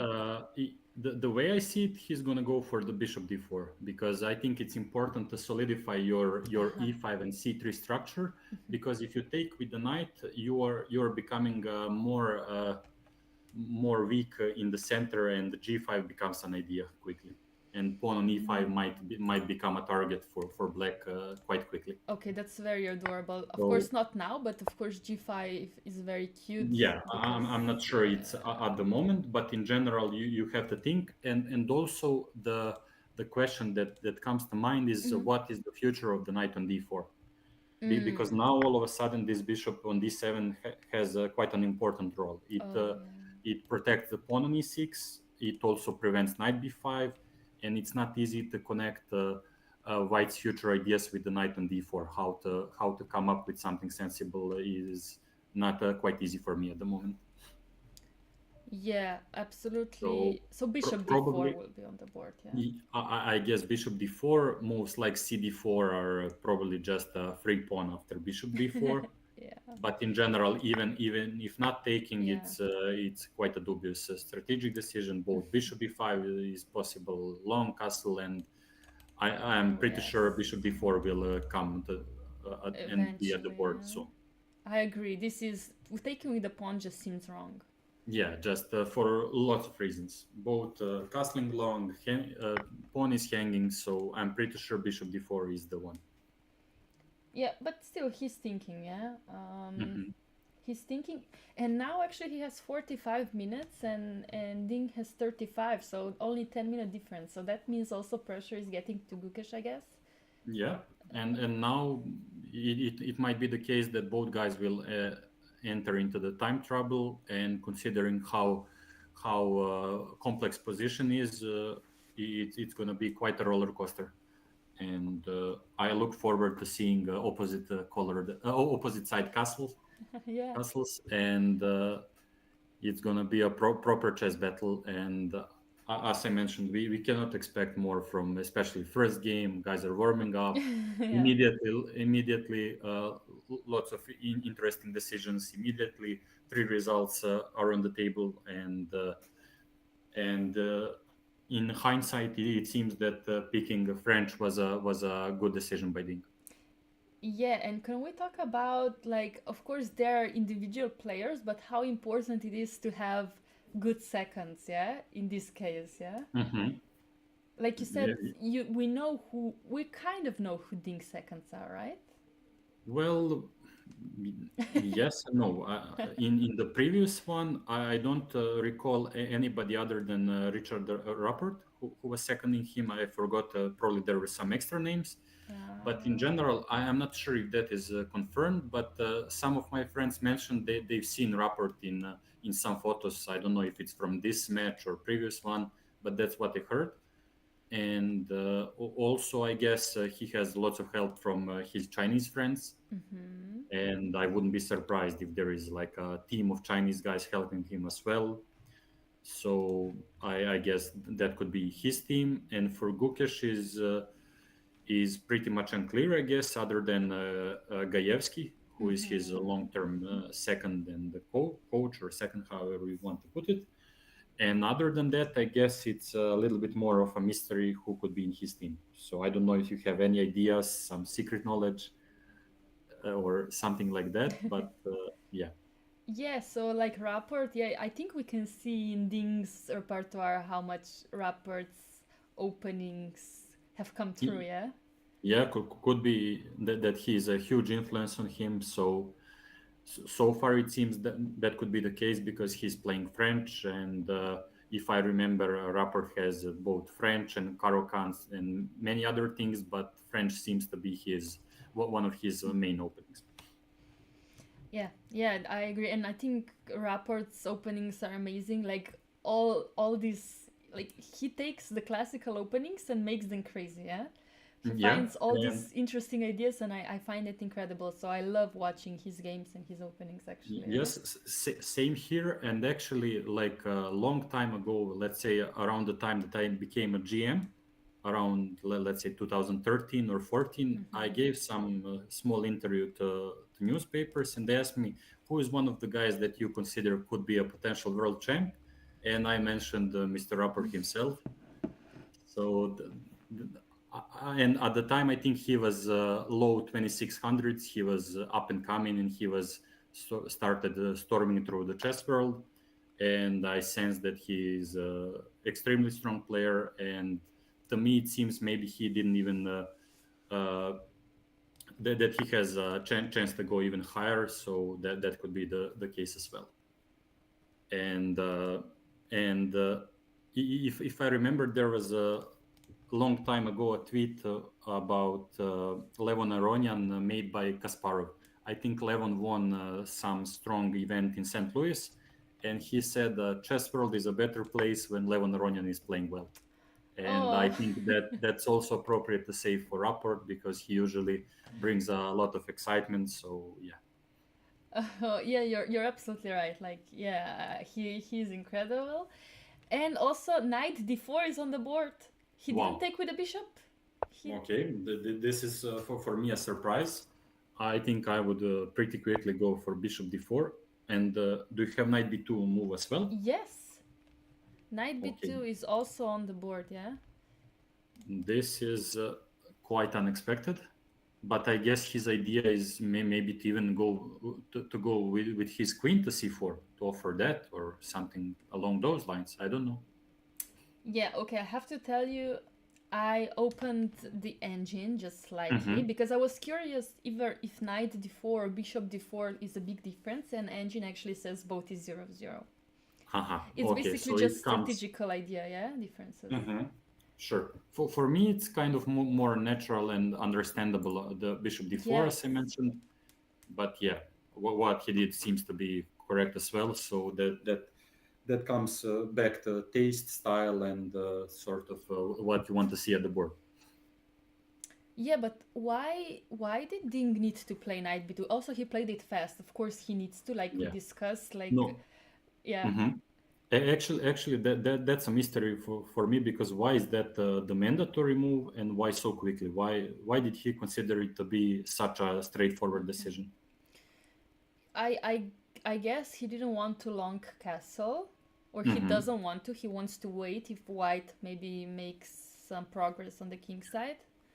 And Yeah, yeah. but I guess also the thing could be with knight on d4 that I forgot to mention is Uh-huh. that let's say if he went for something along the lines of long castle or stuff like that, it's actually a question if g5 is going to be on the table soon because of bishop g3, and then maybe he protects his pawn center and could try to press some weakness on f7 potentially or stuff like that. But Yes. anyways, knight b2 is a little bit of a mysterious move for me. Yeah, knight b2 is very interesting. Let's try to figure this out. Yeah, you said maybe he wants to play queen c4 to exchange the queens. Yeah, I mean, the most obvious one is, of course, queen c3, queen b4, and Yeah. probably he can run away with taking that. But in general, after, let's say, defending, or I don't know if there is a potential for repetition here with queen d2, knight c4, queen e2 back, that is also not completely out of the possibility. But let's sort of try to figure out something else. Yeah. Because one thing that makes a lot of sense to me with knight b2 is that you're sort of deflecting and confusing white when it comes to his plans. Let's say, for example, if he goes and put some rook on c1, let's Yeah. say rook a c1, immediately queen c4 comes to mind, and actually exchange of queens, I think, goes clearly in black's favor. And if you don't do it, then pawn on a2 is hanging. So that's important one. And if he went rook fc1, then what could be the case is that you're sort of forcing white's rook out of potentially attacking position. Let's say f5 is not doesn't have the same strength anymore. You black can again go for queen c4, knight d3 could be on the tables as well potentially, but probably not, with bishop f5 being the f1 being the case later on. So it's quite unclear. And do you also have queen e3 move at the board or not? Yes, queen e3 Is it, just happened, yeah? yeah, it seemed that he played queen e3, which sort of does a dual thing of protecting on c3 and also avoiding queen c4 with the tempi. So now, what could be the interesting case is if he repeats knight c4, does white have something better than repetition? And in general, if players are kind of happy to call it a day or go for it from the get-go, from the round one. So Yeah, I wouldn't. It would be funny if Ding went knight c4. I wouldn't expect it. I wouldn't. yeah, I also don't know like percentage wise, but it's also a nice psychological situation to see who wants to play for what. Like you have to open your cards a little bit more. Like ah Uh, now we see. So he's playing. he is not here He's for playing on. draw. He doesn't want to check if white wants to go for repetition. So rook c8. But now again, in chess, frequently the case is like with everything you do, there are frequently both pluses and minuses. And now with rook on c8, what is the potential minus is that in the most of the case, black king sort of is not going to go to the queen side anymore. Yeah. Only artificially, potentially, let's say if we move the queen and go king d8, king c7, but that's quite a long journey and Yeah. not coming anytime soon, I guess. Okay, so he doesn't want to long castle. That's fair point. He doesn't need to. I think king is kind of safe on e8, right? Mm-hmm. So far, I mean, he So I so far, like maybe, yeah, of course black would like to exchange the queens and then short castle if needed, yeah, but he doesn't maybe need to even move the king. yeah, that could be the case because so far he is quite active and he's forcing white to stabilize his position, and it's unclear when or if the some kind of a f5 move will come in the future. Okay, So yeah, absolutely right. So basically knight b2, okay, is very very nice move. Okay, we Mhm. figured it out. Yes, stylish decision by him, and the one that I didn't understand at first. So it seems quite a quite good move. Yeah, especially now with rook c8, you're putting a lot of pressure on the c3 pawn. And now, Hmm. like you said, if the bishop was on d4, white would not have these problems and even more Yeah, ideas, yeah?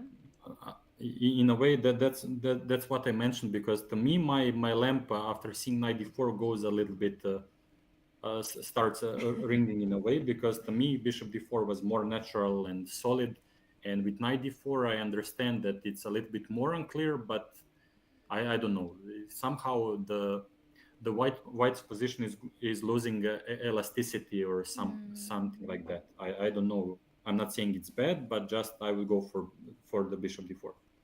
I agree, especially seeing this position now with black has developed all pieces as in the French defense he wants to.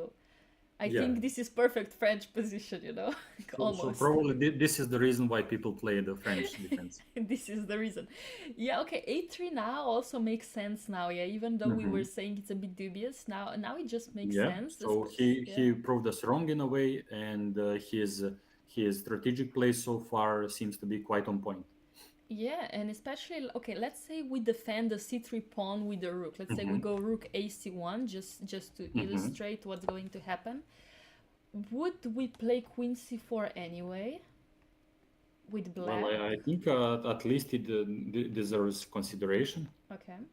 because then bishop b5 might appear as well. I don't Yeah, know so maybe queen if actually we d3. are in time, or should we greedy with something like bishop a4 that looks quite strange. Okay. But now I think I understand a little bit more. Okay. Because after queen c4 knight b3, the thing is, uh, I'm not saying knight a5 is a huge threat or anything like that, but the thing is that we won't be able, uh, or maybe, yeah, it seems that we won't be able to take on a2 because of rook a1. I'm calculating the line with, let's say, if it Okay. was white's turn to move, just Okay. some random stuff, like Okay. knight a5, Yeah.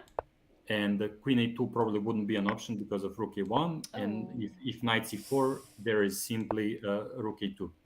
And white will be some material up Oh after knight wow. e3, bishop e3, rook c3, and let's say bishop d2, and probably just a winning advantage for white. This is sort of just an explanatory line, but maybe it's some small detail. And probably if you go back after, let's say, knight b3, Yeah. uh, if knight a5 comes, probably Yeah. something along the lines of queen d3 Yeah. or queen b5 back is quite okay. But I think white should be more careful in these positions. Yeah. Yeah. So So, rook ac1 maybe not the best move. So how? What else can we do with white after rook c8? well, another thing that comes to my mind is to go bishop e1.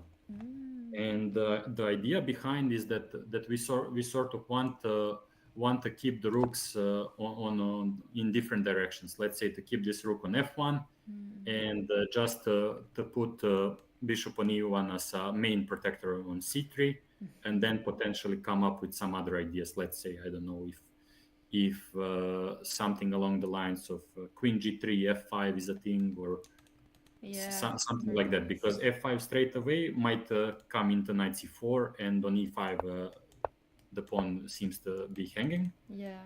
But in general, it's kind of important to be patient from white side. And I guess now, considering how game is developing, I would probably go for black and pick a black side. Yeah, especially because Gukesh didn't play bishop e1, he played rook ac1. Hmm. And can we just turn on the evaluation bar that says, okay, black is now slightly better. Hmm. So, like we were discussing, queen c4 is now a move to be looking at, yeah? And Yeah. actually, queen c4 is actually on the board. Dink played it immediately. Well, sort of a good sign for him and his fans. So queen c4 seems to be a strong move, because now, as we mentioned, both knight d3 and queen a2 might be an option. Also, what could be important to mention, that maybe queen a2 is not that strong. Probably what Gukish prepared is that he is at the moment unafraid of queen a2, because he'll go rook a1, queen c4, rook a3, and that he probably considers a better trade, because now he gave away his passive pawn on a2, took dangerous one on a3, and there is no knight c4 coming. So actually, that could be what he is sort of looking for. But what seems to be the case is that there is this saying in chess: a threat is stronger than the execution. Yeah. So maybe what could be the case, it's important for him just to sort of flirt with him going queen a2, and to annoy him and to prevent his plans in a way. Yeah, especially because now this queen has many options. Not only queen a2, queen d3 is an Yes, idea. queen d3, potentially knight d3, maybe taking Yes. that taking the bishop on f2, even though knight on b2 might be important at the moment. But it seems that Ding is playing this stage of the game really well. Yeah, and also if we look at the time, they're the same now. And we are on move 20. Oh wow, yeah, 20. So actually Ding has been blitzing out these moves for the last 5 moves actually, yeah. Okay, He's been sort of. It seems that the position seems quite clear for him, and he is aware and knows what he needs to do. yeah, And he figured it out. as we mentioned before, what might come into play is that he's not he didn't pick up French just right now. He played it when he was in his youth and when he was up and coming strong GM. So probably his senses for the position are quite good, and he understands how he should develop certain things. This is true. Yeah, I if I would have the cameras right now, I would guess that Gukesh is slightly nervous, probably shaking his fancy chair. Well, I would say from my experience observing him that he would sort of be quite cool. Probably inside him that he would have lots of emotions, but in general he He is would stay quite composed. Yeah, sort of stable. His behavior at the board, and he doesn't show too much compared to some other games. So. that's true. That's true. Fair point. Fair point. But okay, we saw knight b3 to stop this, but white. Okay, what if we just go attacking? What if white goes f5? I want to scare you, you know? After queen c4 f5. Yes, and actually that's what Gukesh played. Really? Yes. Okay, that's quite an interesting decision, which means that he doesn't want to sort of go for the slow positional play anymore, but he just decided to go for it. Maybe he felt like he's in a position now that he cannot play positionally anymore. Which could be the case, but I'll use use this chance to sort of slowly pat myself on the back for the knight d4. I think that could be the starting point of some strange decisions which make it harder for him to find his way. You're absolutely right. Yeah, you're absolutely right. This knight d4 was maybe for Gukesh's strategical mistake. And also there is this thing, maybe objectively it's not a mistake, but also I think it's important to take into consideration that certain positions are easier to play for humans, certain ones are tougher. And as I said, knight on d4, to me it looks a little bit sort of harder to come up with natural moves and develop the positions properly. And do you also have this move queen d3 Yes, at the queen board? d3. Queen d3 is on the board. And okay, that makes sense because now that white started to attack, we want to exchange the queens, yeah? Yeah, and the important point seems to be that it's not easy to avoid this exchange, because if queen goes to f4, okay, I doubt that the rook c3 is an option. Probably rook c3 is bad because of taking and maybe bishop e1 at the end. So I would be hesitant to go straight away with rook Yeah. c3. But also queen on f4, maybe there is some even crazy g5 options. I don't know. En passant is a thing or for whom it works. That's crazy. I wouldn't go for this with black, but I'm Yeah, sure you would. this is sort of This is crazy. yeah. And for example, if white takes en passant Yeah. after g5, fg5, now also the question is queen g6 a better decision, which probably is, because at the same time we are defending on f7, we are threatening knight d3, and we are threatening bishop g5.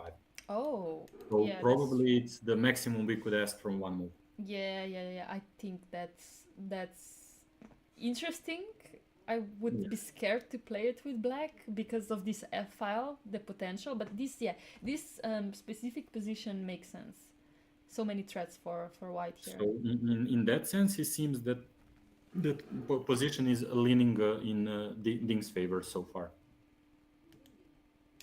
It is actually. We can check the evaluation bar. Okay, evaluation bar says -0.5 for Actually, minus 0.8, yeah, but after queen f4, you were right. g5 is the best move. Ah, You're on fire. I'm on fire, it's time to admit I briefly checked only that. So Okay. It's time to, yeah, okay, yeah, okay.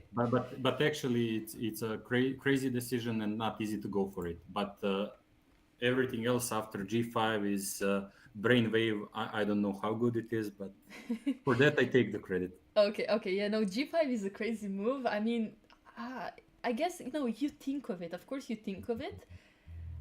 But, yeah, like I said, I would be scared. But Especially if I would have to make fast moves, yeah?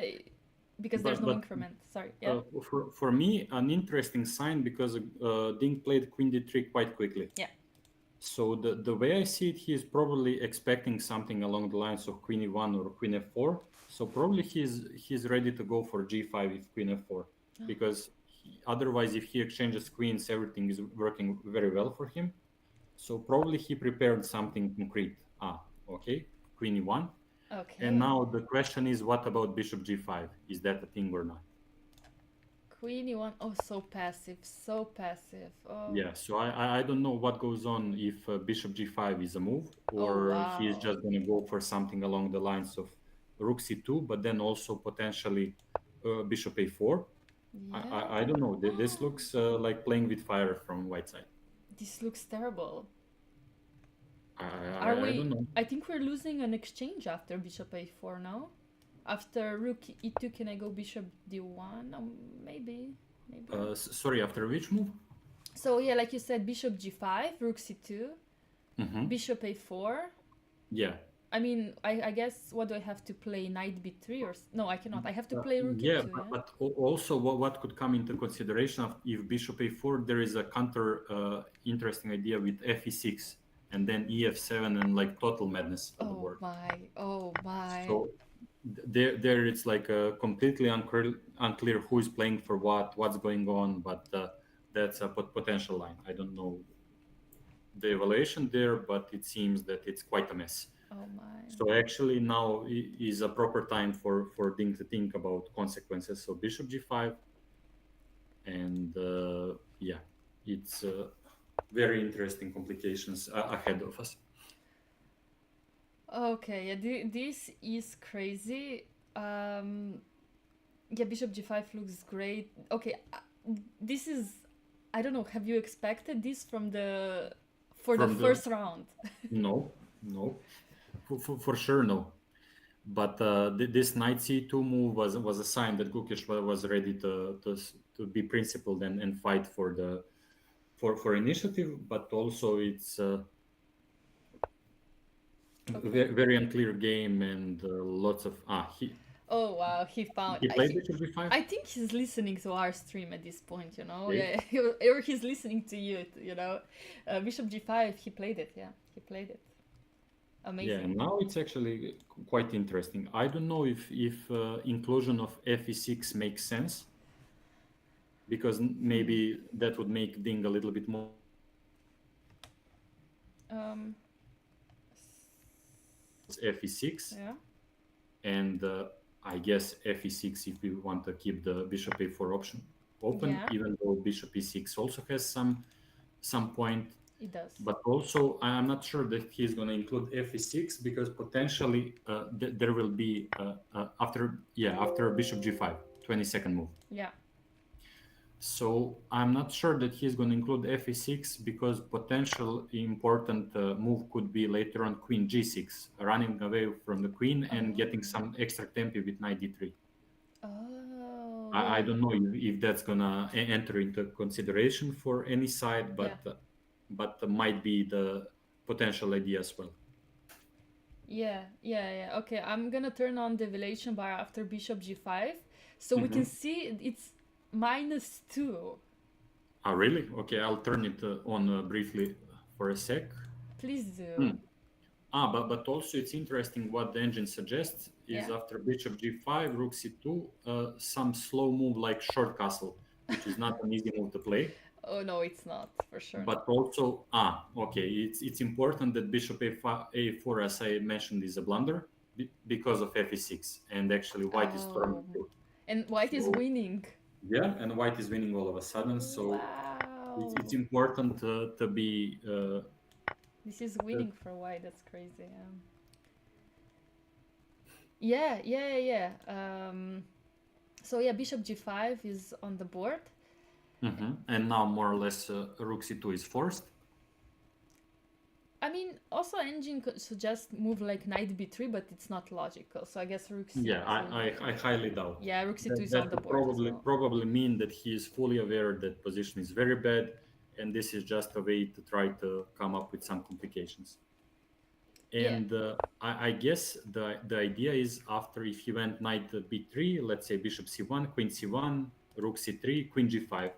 I guess that could be what the point of knight b3 might be, just to try to complicate the matters. Yeah, yes. But also, are you seeing the move rook c4? Yes. What Okay. the hell? I don't know. That I'm is... not sure. I mean, obvious threat is rook d4, and the rook will hang on c2, but other than that, it's unclear. And the important point might be that it's actually quite hard from this position to avoid queen exchange. So maybe Ding went for the practical variation of having maybe a slightly smaller advantage, but cleaner in a way that it's an endgame. He knows what to do. He knows that he's in the driving seat, and that could be the case. I think of Ding would love to go, not to complicate things, especially like when we saw after bishop a4, fe6 is lost. I guess he senses that, so having no queens on the board and having exactly this pawn structure is just so much cleaner, yeah? Yeah. But also now there are lots of possibilities, even some strange lines with h4, let's say, and if taking on d4, maybe bishop d4, queen c2, ag5, but probably after, let's say, h4, there is bishop f4 as well. So I don't know what's going on. Bishop f4, okay. Yeah, so this is again some quite strange position with it's unclear if white is losing there, or there are some chances, or I don't know. It's unclear if h4 is useful, but it's not that easy to come up with a move for white. Yeah. And, I don't know about you, but I'm not sure if you see something useful, let's say, other than maybe exchanging queens, or I actually have some strange idea. Okay. So instead of h4, yeah, I don't know what goes on if let's say white goes for move h3, just as an exemplary line. Okay. And the big idea behind is once black goes for rook d4, to take rook b2. And the thing is that that's probably simply losing for white, because there is ab2, and after bishop d4 there is bishop c1. Oh yes. Cutting the queen, and black is going to promote. Yes. So that was just some random silly line, but yeah, I don't know. It looks like black has huge advantage. Yeah. I mean, I'm sure he does. Okay. Oh, no, it looks so bad. Everything looks so bad. I was thinking about queen b1 just to like defend the rook and not exchange it, but I guess in this situation bishop a4 might work or something. Either that or rook c3. I don't know if actually, sorry. Rook b2. Bishop a4, there is rook b2. Rook b2 is an idea, yes. So now actually I'm winning, yeah? Yeah, so actually probably after queen b1 there is rook c3 option. And yeah, it's not easy to suggest something smart for white, it seems. Yeah, h4 makes sense, I guess, but after bishop a4, I think we're at the beginning, yeah? Again, what do I do, yeah? Yeah, back to square one, in a way. And yeah, can we just mention the times? Gukesh is now below Ding's time. He has 24 minutes and Ding has 29. This is crazy, especially because we were so worried for Ding at the beginning, okay, when he was figuring out the position. Yeah. And now, we should be worried for Gukesh. Yeah, it seems that the game is not developing the way he wanted. So far, Yeah. it's hard to come up with a good move now. I'm not sure if the time has come for him to try to bail out with Queen E2, but that looks quite quite disappointing move to make in a way. Oh, yeah, it looks so sad, but I mean, somebody in the chat asked a very fair question. Where do you think it went wrong for Gukesh?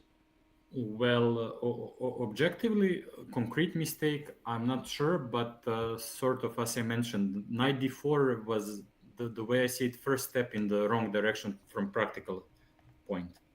Yeah, But I but agree. later on, we would have to go back and try to figure out concrete of way of things going well. That and maybe rook ac1, I guess. Maybe bishop e1 was better to try to keep the rooks a little bit passive, but just put the bishop as the main defender on c3. Because this way, with the rooks being a little bit stretched, you're losing the harmony in your position. And what seems to be the case is knight d3 and queen d3 became a serious idea all of a sudden. So maybe those two were like a starting point of problems for white. I absolutely agree. Like you said, first move was knight d4, even though it was not bad. Yeah, Just it's so much harder to play this than bishop d4. that's the way I felt from beginning in a way. And yeah, looking back, I would probably go for bishop d4, like solid, strong. Maybe try to support f5, but even though it's unclear if that's the case. But in general, maybe it was at this moment that it was time to think about keeping the balance and not going all in as he went. Because it Yeah. seems that now the typical passive French bishop is doing great. Knight on c4 is an asset, potentially weak c3 pawns. Attack is not coming, and in a way, it was maybe time to keep it solid and strong. So I don't know. Other than that, I guess the beginning of problems is, as we mentioned, knight d4, rook ac1, and Yes, I agree. And actually, I just wanted to see the cameras. Like, I want to see if Gukesh is composed, and I want to see if Ding is composed in this position. Yeah, this is like Mhm. kind of poker style, and they're both so calm. Even though Ding is looking at Gukesh, so that means like he's often looking at him from like his chess pose. He's like eyes are drifting up, so he wants to see, are you nervous? Are you nervous? And I think Ding is happy. That means if Ding is looking at at him, it means he's happy, right? I guess so. But also it's a funny thing when you're playing with players who are not that expressive, as I think it's the case with the Gukesh. You're sometimes trying and looking for some moments where you will see a chink in the armor, like he's unsatisfied. There is some expression, but usually he's quite cold and quite stable at the board and doesn't make some excessive emotional reactions where it's obvious. Let's say, Yeah. for example, for Nakamura, it's quite obvious that there are lots of emotions and he is frequently showing them openly. Mm-hmm. And with some guys, it's quite unclear what's going on inside. And sometimes my friends like to mention that for me as well, that it's quite unclear what's going on if you're lost or winning or equal, and that I like to pretend to be like I know what I'm doing always. That's good, though. Yeah. That's good. Yeah, we can I bluff don't know. people. It's not fully on purpose, but I sort of usually think in the direction of. I mean, if I start making some faces or let it be known that I think it's bad, I don't see how it's going to help me. So in that sense, Yeah, I yeah, yeah, just try yeah. to be constant throughout the game. Yeah, okay, so before we go on maybe our last break today, because as Hmm. we see this game is developing very, very quickly, I will just go through the game for our viewers. It was the French defense with knight c3, knight f6, which actually I play myself with black. I now, because I was so worried with technical problems, I actually forgot that this is the opening I actually play myself. Um, exactly this line. And yes, knight e2 on the board, and of course a5 very quickly. But what was very surprising for to see for us was 10 move g4. In my opinion, that is very tricky, very interesting idea. But Yeah, yeah, I'm ambitious in a way, also typical, but also quite ambitious, especially considering start of the match. So I'm still unsure if that was part of the prep or not, which would be interesting to figure out later if they have a press conference or something. But overall, I think both of them picked very fighting lines, so that's why we have such an interesting game today. yeah, this is a very fighting line, and of course Dink immediately responded with queen a5, which is of course a typical idea. But a3 for us in 11th move was also slightly surprising because we thought that Yeah. after b3 takes b4, white is just doing fine, more than fine, actually better. We were saying, yeah. It seemed to me that I would, for example, in this position, I would always choose white. Yeah, But especially I because of this a3 and this what happened, yeah. yeah, but Ding, I think since this moment he played masterful game, like with the transition of his knight to c4, right exchange on d4, going knight b2 quickly, rook c8 quickly, like very high level game by him, Very good. Very, like amazing game power actually, plays. yeah. So Yeah, here we were discussing, here we think it started going wrong for Gukesh because he took knight d4 on yeah. move 18, and we were saying bishop d4 makes more sense, especially because this protects c3, protects e5, and f5 is much easier to be played in the future with the So, bishop on d4. in his defense, what might be the case that he didn't like about taking on d4 might be that h5 move. And for example, if he didn't see a way to go anything other than g5, that would probably mean the position is going to get closed, and that there is not much to play for. Let's say in white's position, it's not easy to come up with any active plans. Yeah. So maybe knight d4 was his way. Let's say he understood that bishop d4 is a solid but normal. But maybe he was in the ambitious mood, wanted to try to use white pieces and try to come up with something. But maybe he overplayed his hand. I'm not really sure, but that makes sense as well. Yeah, that might have been it. Now that you're saying it out loud, and yeah, actually, Ding he's responded immediately on knight d4, knight b2 has been played, and now initiative is in Black's hand. Yeah, Yeah, it seems so. c3 is being threatened all the time, and I think one of most decisive mistakes for Gukesh here was rook ac1. Yeah, bishop a1 here was more Maybe, logical.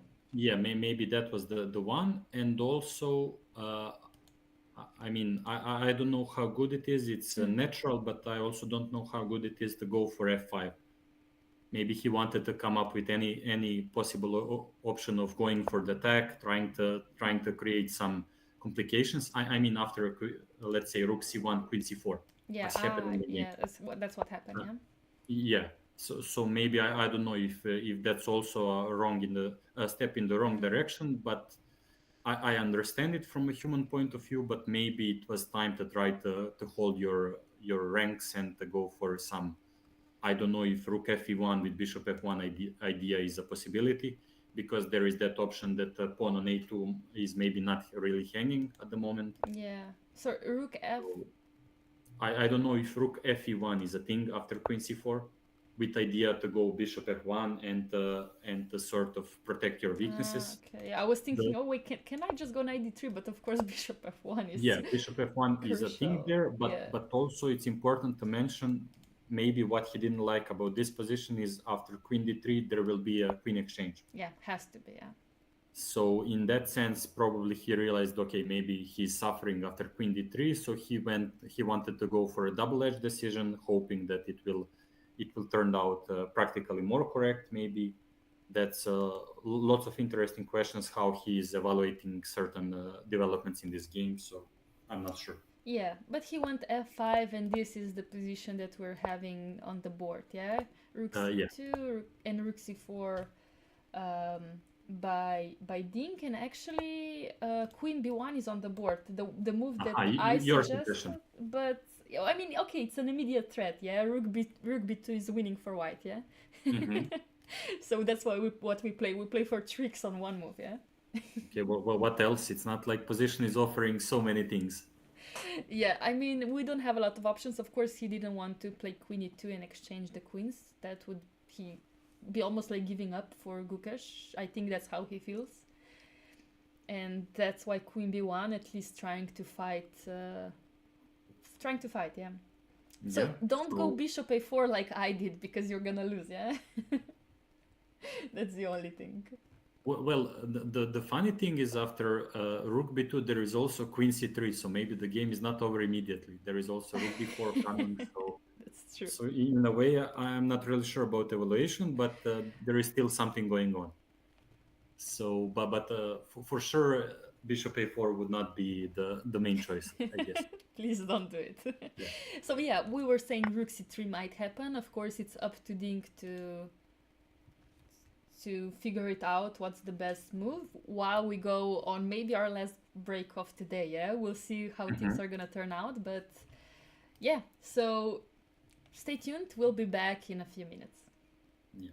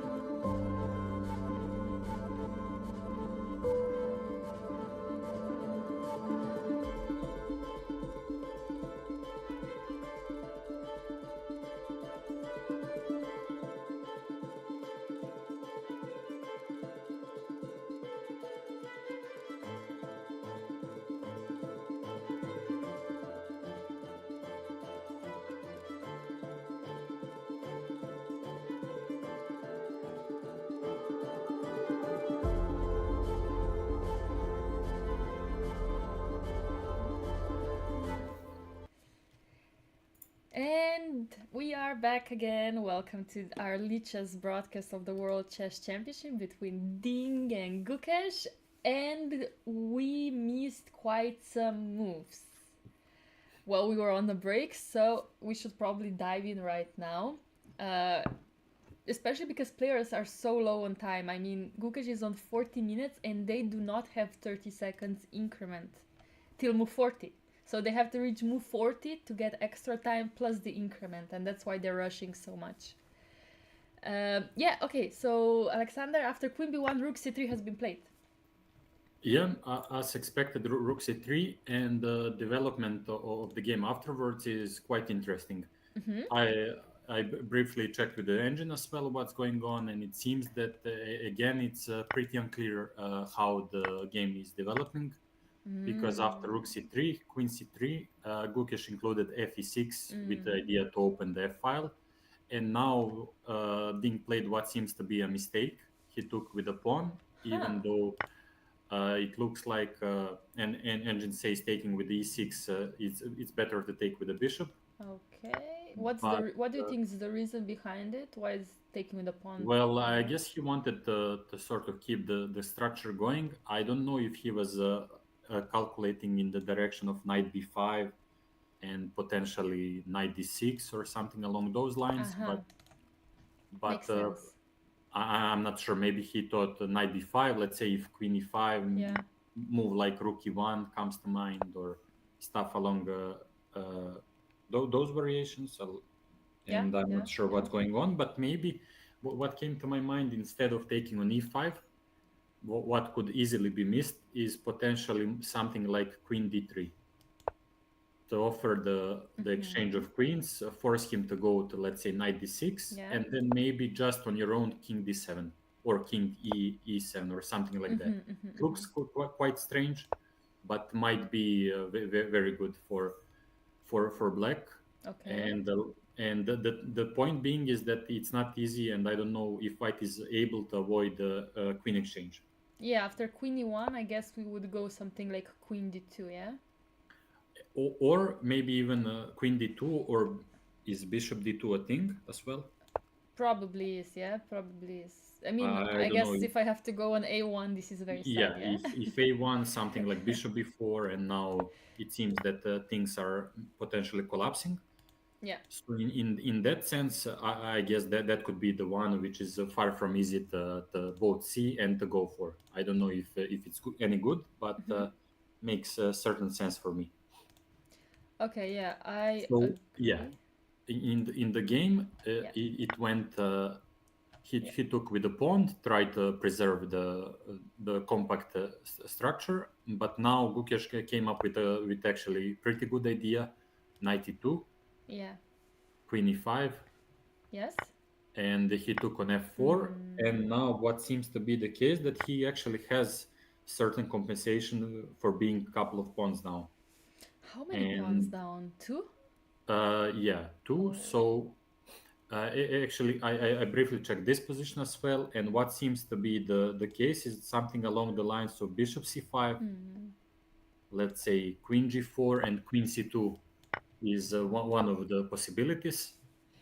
And objectively, computer gives some edge for black, but this is far from obvious. And all of a sudden, it might be the case that black's king might start feeling a little bit vulnerable there, with potential. I don't know Yeah. if bishop d6 or queen f2, some entering somewhere with the queen, or Oh, yeah. something is happening, and this is far from being easy for both sides. Okay, yeah, you're right. This looks scary. Of course, bishop c5 is a natural move, yeah, because Yeah, and also one what thing else? that I Yeah, don't know how or if it's forced at all to take on g4, but it that's makes true. some sense as well. Yeah, that's true. I mean, I guess we should do it when if we play it, but okay, I don't. I will just refresh because I think Gukesh is down to 5 minutes. Oh, really? Wait, let me. Yeah, I think Gukesh is down to 5 minutes. It shows to me as well that he is on 5 minutes, and Ding has close to 17. Yes, and they're on move 29, so they have to make 11 moves to get No, an extra 30 minutes plus 30 seconds per yeah, move. either 30 or 50. It could be the case that for a world championship match they have some special rate of play. Yeah, I checked and it's 30 minutes. After Okay. 40 moves, it's 30 minutes plus they get 30 seconds increment. Okay. So it's Then not too great. long. Yeah, 50 for World Championship would be maybe more normal. I know when Magnus and Nepomniachtchi Jan played, yeah, Hmm. I think it was very long time control. Yeah, like games could last up to 7 hours or something like that. Even 8, like 7 hours and 45 minutes at some point. Yeah. But by the way, what's your stance on increment in chess? Like extra half an hour? Do you like playing with that or not? Are you a time Okay. trouble type Listen, of player? Or... listen. I am big time trouble person. If in 10 moves I can be on 10 minutes, you know? Oh, really? I had no clue. It's that severe. It's a disease. At this point it's a disease for me and I need to get rid of it. I'm terrible. I hate it and that's why I need increment. If I play without increment, if I play without 30 minutes on move 40, I'm dead, you know? I die. I literally, you know. Uh-huh. So yeah, I mean, I love blitz and I love rapid chess, but classical for me is like completely different world, and I love to think and I love to overthink and I love to have many different lines in my head, and that's why I get in time trouble almost every game. And I like if I was playing this world championship match and didn't have 30 seconds per move, I would be shaky, you know. I would have to train that very hard. But I assume Mhm. for you it's the opposite, yeah? You don't like it. Well, usually, uh, I guess I have a little bit better results when there is extra increment, but in general, I tend to like it when there is no. You sort of get your time at the beginning, and then you economize as you go. Yeah. Because to me, it feels that it's better as a viewer, because then you have an option. Hmm. Once you enter the time trouble, it's all the action is happening, and the probability of the game going either way is increasing, and lots of excitement seems to me to be missed with the extra time. Absolutely. Yeah, I agree. I think this is more sensible. I think I'm just so used to the Yeah, increment that I always rely on it, yeah? yeah, that's frequently the case for people who like to think, who need to be more sort of certain about their decisions. So in a way, it's also normal. But if I could do something, I would actually make chess maybe a little bit quicker. Hmm. Yeah, if I could do something, I would make it slower. Okay. Then meditation seems to be your thing. No, I don't. I'm just so in my head, like, okay, I could call it it's slightly being perfectionist, that you want to have everything under control at all times. Hmm. And I come to a position, I think everything, then I play a move, and my opponent plays a move, and I realize, oops, I misjudged something, yeah? And then I do it all over again. Like, I calculate everything, and I think I have everything figured out, and then it happens in two moves again, yeah? So, Hmm. um, it's a bit annoying, and I of course I should stop it. But for me, playing chess is like being in some kind of trance, like meditating. Yeah. It's So, so, very so so in that way, also probably is the case that you play time troubles quite well. yeah. So Because I can because focus. Yeah, I can focus in time trouble while with yeah, when and yeah you're kind of forced to make decisions. And yeah for me, on the other hand, usually if I'm in time trouble, it means that I didn't use my time well. yeah And even though I consider myself a very good blitz player, yeah in general, I try to be a little bit more quick yeah with my time because I consider it important. Let's say when the chance appears mm-hmm. and I'm close to winning or have a big advantage, then I can spend in those moments like 10 to 15 minutes easily and really delve deep into the position and try to sort of find my way easily. And if I'm in time trouble, I don't like being rushed in that sense. So Yeah, I actually I hated that I'm being rushed as well. Like I always when I get into time travel, I think to myself, why couldn't I like have this extra 10 minutes that I spend on, I don't know, move 15, I'm just like, oh, I'm so stupid. Why did I do that? But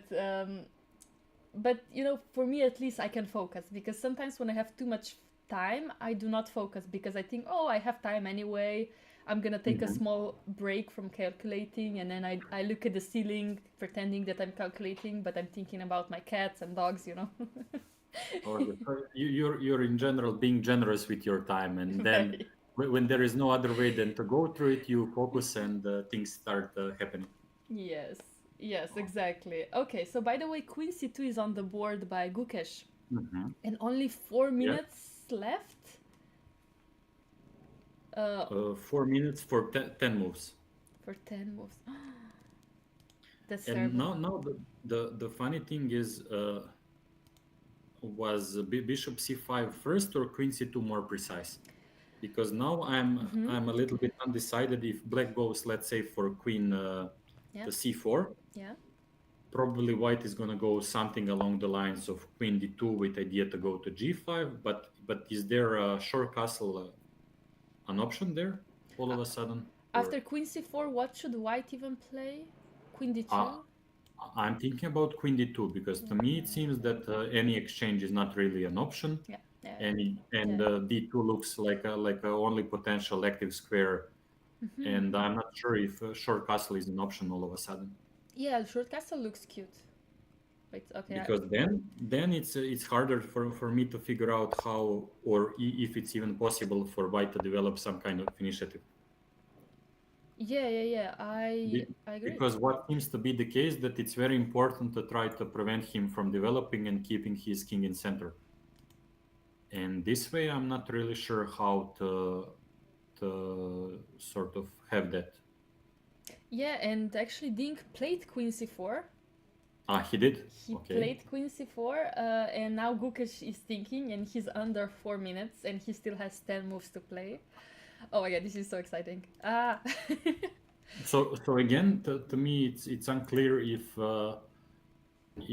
queen c2 is a mistake or he is still in the game to a degree, or that's actually interesting, I think it but was slight mistake. I think bishop c5 exactly for the reason you said, short castle. I don't know. I didn't check with the engine, but I think mhm. it also chat. People in chat say that this is a mistake now. Yeah, because actually it makes quite a lot of sense that the highest priority for white is preventing black from making a short castle. Yeah. So in that sense, bishop c5 is actually quite interesting. And now after queen d2 short castle, I'm not really sure how black, or is there a way for him to even develop some kind of action there. I don't know if he's banking on something along the lines of bishop d4, and let's say if black exchanges, let's say rook f1, bishop f1, and he's hoping that black is going to make a mistake like queen a2, queen g5 with checkmate, but that's not going to happen for sure. Probably queen c7, but anyway, some queen g5. Yeah. So maybe he was hoping for a similar development like this, but in general, it's not like black is forced to take on f1 straight away. Yeah. Also that's a point. Yeah, after bishop d4, it just seems like white doesn't have enough. Yeah, but I guess he has to go for something along the lines of bishop d4. Yeah. But now important question could be what's the best way for black? To continue, Is something like rook e8 a little bit too much or not really? Because the idea is e5, let's say, or queen d3, or maybe exchange and then just go back one move and. But yeah, okay, that does make sense. But can I go something like bishop e5 to stop this idea? Yeah, bishop e5 might be the thing, but now I'm unclear if queen g4. Queen g4, rook f4. Yeah, rook f4. Or maybe maybe knight d3. Immediately, yeah. I have an extra idea. Yeah. Wait. Yeah. If rook e8, there is a possibility of bishop g7 maybe. See, the tactic in you is coming out. I'm being blind. So actually, that's a serious possibility. That is a serious threat. Oh wow. And now, for example, if queen g4, then all of a sudden bishop to either h6 or somewhere like that might become an option, because bishop e5 there is knight c4. Yes, this is nice. But and now let's say if knight c4, maybe white immediately in bishop h6 line. Yeah. Maybe knight c4 is a huge mistake because there is queen f2 with idea of queen f8, queen f7. Oh wow, cute. So it's like white and queen f5 seems to be the only move, and now I don't know. It looks like there must be something for white, but maybe he is still holding somehow. But anyway, he should be careful about bishop g7 idea. Very careful. Yeah, you don't. If you allow bishop g7, you're already making. Yeah, probably it's quite easy to lose your cool. If you blunder bishop g7, you'll be quite shocked to see it at the top. Yeah. So Ding is thinking still after queen d2 if castling is even a correct way, but maybe instead of rook e8, I think rook f1 seems safer. He also castled. Ding just castled, so I think we will see bishop d4 is on the board. This is the position in the game that exactly this is the position that we see. We both see on the board. Yeah, bishop d4. Yeah. So it went queen d2, castles, bishop d4. Yeah. Yeah. Okay. Yeah, this is tough. This is now. Like I want to go rook f1, but actually Dink played knight d3. Wow. And I have to admit, I was curious enough and I briefly checked the eval. Yes. And it says that knight d3 is the best move, and black has a winning position. Oh wow, that's true. Wow. Yeah, and now after seeing that, it makes lots of sense in a way that, let's say if he takes on f8, king f8, it's quite hard for white to come up with an entry point in black's camp. Queen f4 is not an option. Queen f2 is not an option. Wow. Bishop is hanging. E5 he wants to connect. And it's actually far from easy to suggest something to white. Wow, actually knight d3, beautiful. Yeah, stopping the queen from protecting the bishop on d4. So, and also one thing, I'm not sure how much time Gukesh... 2 minutes and 40 seconds now. On the move 32, 33? Yes. Wow. Okay, now now it looks like chances for Ding to win are huge. Okay, but tell me about bishop g7 now, though. Yeah, but now probably it's not working nearly as well because of rook f1. Okay. check. Bishop. No, I have. Yeah. Bishop F1. Now Queen G4. Yeah. Yeah, Queen G4. It comes with a check, or maybe even Queen I G4, guess. and then just moving, and probably I White cannot. is collapsing. Yeah, for sure. So in that sense, probably Bishop G7 is not a thing anymore, and Yeah. I'm not really sure if he's gonna go for something like Queen E3 on his own here. Okay. He might have to, right? Maybe to try to keep some semblance of threat, or I'm not really sure the idea behind, but at least you're kind of taking away from Black the most obvious moves, let's say. Okay, I think Gukesh should be getting nervous at this point. I mean, he has less than Yeah. 2 minutes, 1 minute and 30 seconds for 8 moves. No, but that's and position is going downhill quickly. So this is actually Oh wow! Have you expected this result or this kind of game for? I mean, this kind of game nobody expected for first round, but this result. especially considering that majority opinion is that Ding is in a poor form, Gukesh is coming, but it seems that we have a great match ahead of us with lots of tension and cool games. Oh wow! 50 more seconds for Ah, Gukesh. Queen E3 plate, correct? Okay. You assessed correctly. He's only tried basically in this position, yeah, to do something. Yeah, to try to keep the game complicated at least a little bit. And now what bothers me a little bit, not bothers me, but more is interesting is if going Rook F1, Bishop F1, E5 is a thing for Ding. Can he go that way? Um. Okay, and after Bishop E5, you want to play Queen Queen G4. G4. Yeah. And yeah, Bishop G2. Yeah, Bishop G3, and I don't know now Oh, something. G3. No, it's okay. Bishop G3, yeah. Yeah, and maybe Bishop G3, and I don't know, even something like Knight B4. Is he able just to try to grab some pawns? Pawn grabber, huh? Yeah. Always hungry. I like that motto so much. No, actually, I don't even know. Black is defending everything. There's no threats from Yeah, White right now specifically, but sort of hard to come up with a threat, hard to create something going, and especially considering no increment, 7 moves, 1 minute. It's such a tough spot to be. And also, did it happen in the game? I'm No, Queen E3 is still on the board. Nothing has been played okay. by That Ding. could be maybe in our board. Yeah, I think so. It's in our board. We have so many analyses here that that it's very easy to mix up. But yeah, Rook F1 just looks simple. Yeah, and the idea is sort of to simplify while keeping the many benefits of the position. And now let's say after E5, if he goes for Bishop D3, then there is at the very least Queen D4. I don't know, ED4 might be a little bit too much. Oh, that looks. And yeah, no need to be too fancy much, now. Yeah, So could work, but yeah, I don't know. Probably no need. why? Yeah, why? We don't need to do And that. also there is an extra possibility potentially of after ED4 Queen E7, so no need to go crazy. Yeah. And I guess this must be winning.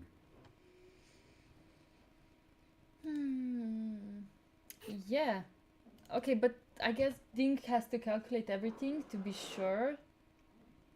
I mean, this is probably Also yeah. just one. Okay, it's not fully important but cute detail. Yeah. In the end game. Yeah. Which here, yeah. Yeah, the bishop endgame, because it's almost mandatory for White to go G5. And so let's say the idea for Black, probably the easiest one is the G6, Bishop F5. But I came up with the idea Bishop G4, Bishop D1, Bishop B3, to sort of take control over C4 square. Yeah. So and if he goes on his own, like Bishop B1, yeah. move B4 or something, then there is potentially like d3 or bishop a4, bishop b5. And Yeah. once you get control on the most important diagonal, then you're sort of just cruising to victory, it seems. Yeah. So that's but probably g6, bishop f5 is should be enough, I guess. And you know what? We have exactly what you said on the board. So Uh, after queen e3, rook f1, bishop f1, e5 has been played. okay. But now, of course, Gukesh didn't want to go to the endgame because he knows he's lost, so he took bishop Yeah. b5. He took on e5? Or? Yeah, he took on e5 with the bishop, and queen g4 is also on the board. Bishop g2, that was my suggestion. We said Okay. bishop g3 here, but bishop g2 played by Gukesh, and bishop f5 now by Ding. And now bishop g3, yeah. Bishop g3, and do you have an idea how much time he has? Bishop e4 probably coming. Oh, Gukesh has 24 seconds, while Ding has 2 minutes 42 seconds, and that's why Gukesh played bishop g3 immediately, and after bishop e4, king h2 immediately. Yeah, and now probably I don't know how good it is, but I would think about creating a luft with h6. He played. Wow, you could be competing for world championship right now. Thank you very much. I wouldn't decline the invitation. And bishop h3. And the important point, you're doing sort of two things. You want to go to create safe space for a king, but also white queen is stuck and the queen e2 is becoming an option. So far it seems brilliant practical decision making by Ding. Yeah. And okay, they reached 40 minutes. Oh my, that was so scary. That was so scary. So after h6, bishop h3 has been played, and after queen d1, threatening, checkmate on h1. Yeah, but bishop d6. This is completely winning for black, and now just now the best would be just take a walk, let sort of get some extra time. Refresh yourself a little bit, and then try to calculate cleanly towards the end. Yeah, I mean, Gukesh has to play one more move. Sorry, not Gukesh. Ding has to play one more move, but Gukesh has just reached move 40, so he stopped shaking, I guess, because in his case I would be shaking. He played it on 1 second as well. Who played it on 1 second? Gukesh. He's played his last move on 1 second. And if he didn't play it in time, he would lost on time on move 39. He's taking it risky. He's bringing the entertainment, you know. Yeah, but actually this might be a little bit of a trick, because he probably is aware that he has completely lost position and maybe just playing a little bit on Ding's nerves as well. Oh yeah, probably. I don't know for sure, but it makes some sense to be a little bit practical with how you approach positions. I mean, yeah, you're taking a risk, but at the same time, you're making your opponent extremely nervous. That's a very good point. Yeah. I doubt that in this position could be of any help, but in general, might look like something that makes some sense. Yeah, I have to admit, I thought that this game would be over before move 40, given that so many things had happened so badly for Gukesh, yeah? Mm-hmm. But actually now we're on move 41. If you want, we can go back and discuss some moves after h6, but I don't think they're that crazy. Yeah, we can briefly go. Okay. Sort of black was correct to create a luft, and the important thing is that white doesn't have a threat, and he cannot really go with his queen anywhere active. I don't know, like the d4, a7 checks are futile, and also you're allowing queen e2. So in that sense, white is quite stuck with his plans. So he had to go for bishop h3. If he doesn't want to exchange bishop e4, but then he would be material down, positionally down. So in that sense, it's really hard to come up with anything sensible. Yeah. And now he went queen d1 with the threat of queen h1 checkmate. And at the same time, he went bishop d6, defending on b4, even though it's not of the crucial importance, but more importantly, creating some space for a king. Yes. And then Ding went for the check, which seems the most logical, and also it's unclear if he can just simply take on a2, creating a dangerous passed pawn, and it's hard to come up with any threat if you're white. Yeah, So I actually, wouldn't be. yeah. Sorry, go ahead. No, no, I was just thinking, yeah, can we just take the pawn now? We should consider that, yeah? For sure, and it makes a lot of sense, especially because there is no any tricks from white side along the lines of bishop e6 check, I king mean, h7. I was thinking about something like queen e4, but doesn't work because we have a check, yeah? Yeah, queen f2, important nuance. So no tricks at all, yeah? Yeah, so in that sense, if there are no threats, I wouldn't be surprised with a quick resignation by Gukish. Oh, wow, already. Okay. I don't know. I guess he waits here in case black goes king h7, you know? His last try to go bishop queen e4. Actually, that's a smart one. I mean, just wait for that one to happen in case he blunders, you know. Opla, now white is winning, I guess. Yeah, Maybe not even. Are we winning? that's also fine I think we because are, there yeah. is knight c1, but there will be like bishop d5, bishop e5. So, but Yeah. then e3, Then e3, okay. it's some study like position all of a sudden. Okay, yeah, this is weird because after So, this, maybe we're even losing, yeah? but the funny thing is, yeah, because if you don't go king f3, you are not in time to go bishop d4, bishop f4, or bishop c3 because of knight e2. Yeah.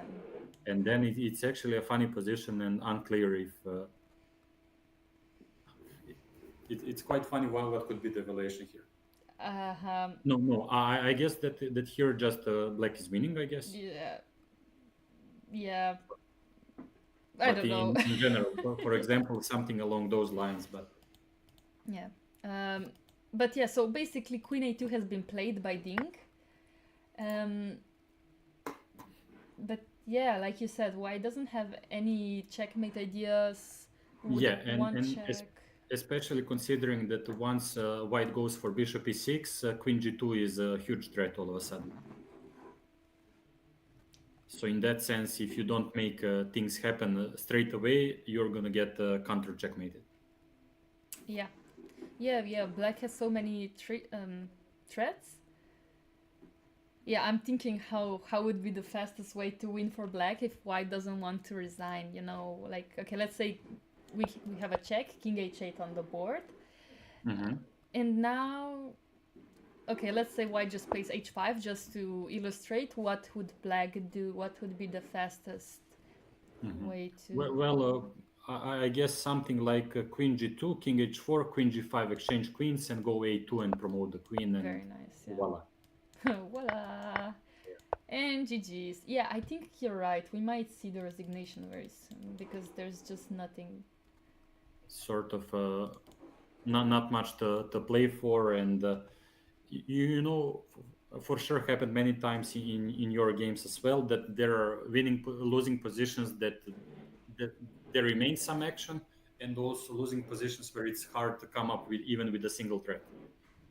And unfortunately for Gukesh, it seems that this is one of those cases where it's a pretty hopeless position, it seems. So I don't know if there is anything else.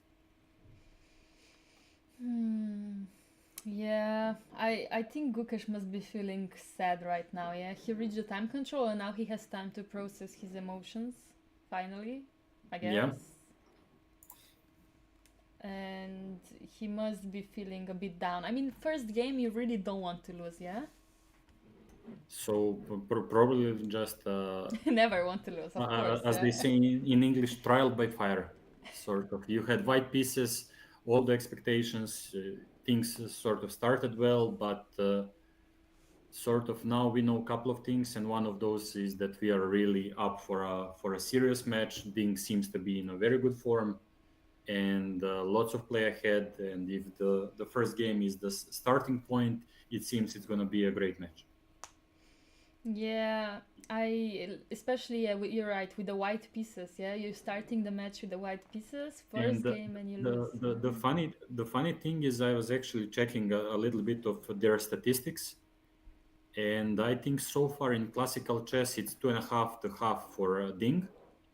And I think only draw was when Ding had white pieces. So far it seems that Gukesh has a 0 out of 3 in classical chess with white versus Ding. Oh, wow, it's even that serious. So, Yeah, I was checking this morning, and if I recall, it was one Catalan game that Ding won with black, one was Italian, and the draw was with Italian. And also that was already when Gukesh is a serious top player, about 2700, like Vaikan Z this year and some big tournament previous year. wow, that's impressive. Okay, Yeah. so yeah, everybody was talking about these statistics in previous matches, but this match I never heard any statistics about the players because everybody was like, "Oh, Ding is not feeling bad, not feeling well, so I guess it doesn't matter." But I guess it does. I think Ding might be very uncomfortable player to play against for Gukesh. Yeah, and so far, I think it's pretty clear it's gonna be a tough match, Yeah. especially considering the youth, first match, nerves, like previous encounters. So many things to think about. Yeah, and And yeah. also, sorry to It's okay. interrupt. We also don't know how he will react trailing 1 point. So Yes, yes.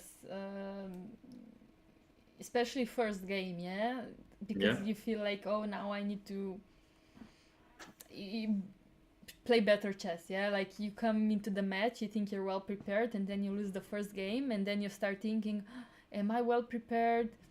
Am I just like not in good shape? Because okay, at the Olympiad, can we? Okay, of course, you were playing great as well. Like Team Serbia, it was amazing, but I think Team India was just like No, on another then universe, yeah. I think it was like historic run that they had in Olympiad. Yeah, and Like Gukesh, yeah. amazing. Two guys in the same team who had almost biblical performances, Yeah. like 10 out of 11, 9 out of 10. I don't know if you play like 10 Olympiads in a row, if that would happen again. Just amazing stuff. It was crazy. It was so impressive. Yeah, and Gukesh just I even when they played against China, China decided to put Dink out. Everybody was saying, "Oh, that's a coward move," blah, and so on. Hmm. But I think it's smart. I mean, you're playing a match against him, and you don't want to show your attributes. In a way, yeah, and especially considering how the match is developing so far, it's kind of hard to make some far-reaching conclusions. But so far, it seems that everything is going well, and Ding is up for a great start.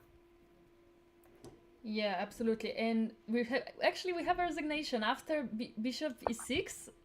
King H8 was played, so Gukesh was trying his last trick, so King H7 Uh-huh. would not be good, yeah, but King H8 and resignation after King H8 by Gukesh. Mm-hmm. Yep. Wow. As we mentioned, sort of hard to even come up with a threat, and that's a pretty serious sign that resignation was upon us. Yeah, oh wow. I am so shocked that first game finished in such style, in such dynamic, crazy play from the French Yeah. defense, from the French defense, which is another level insane.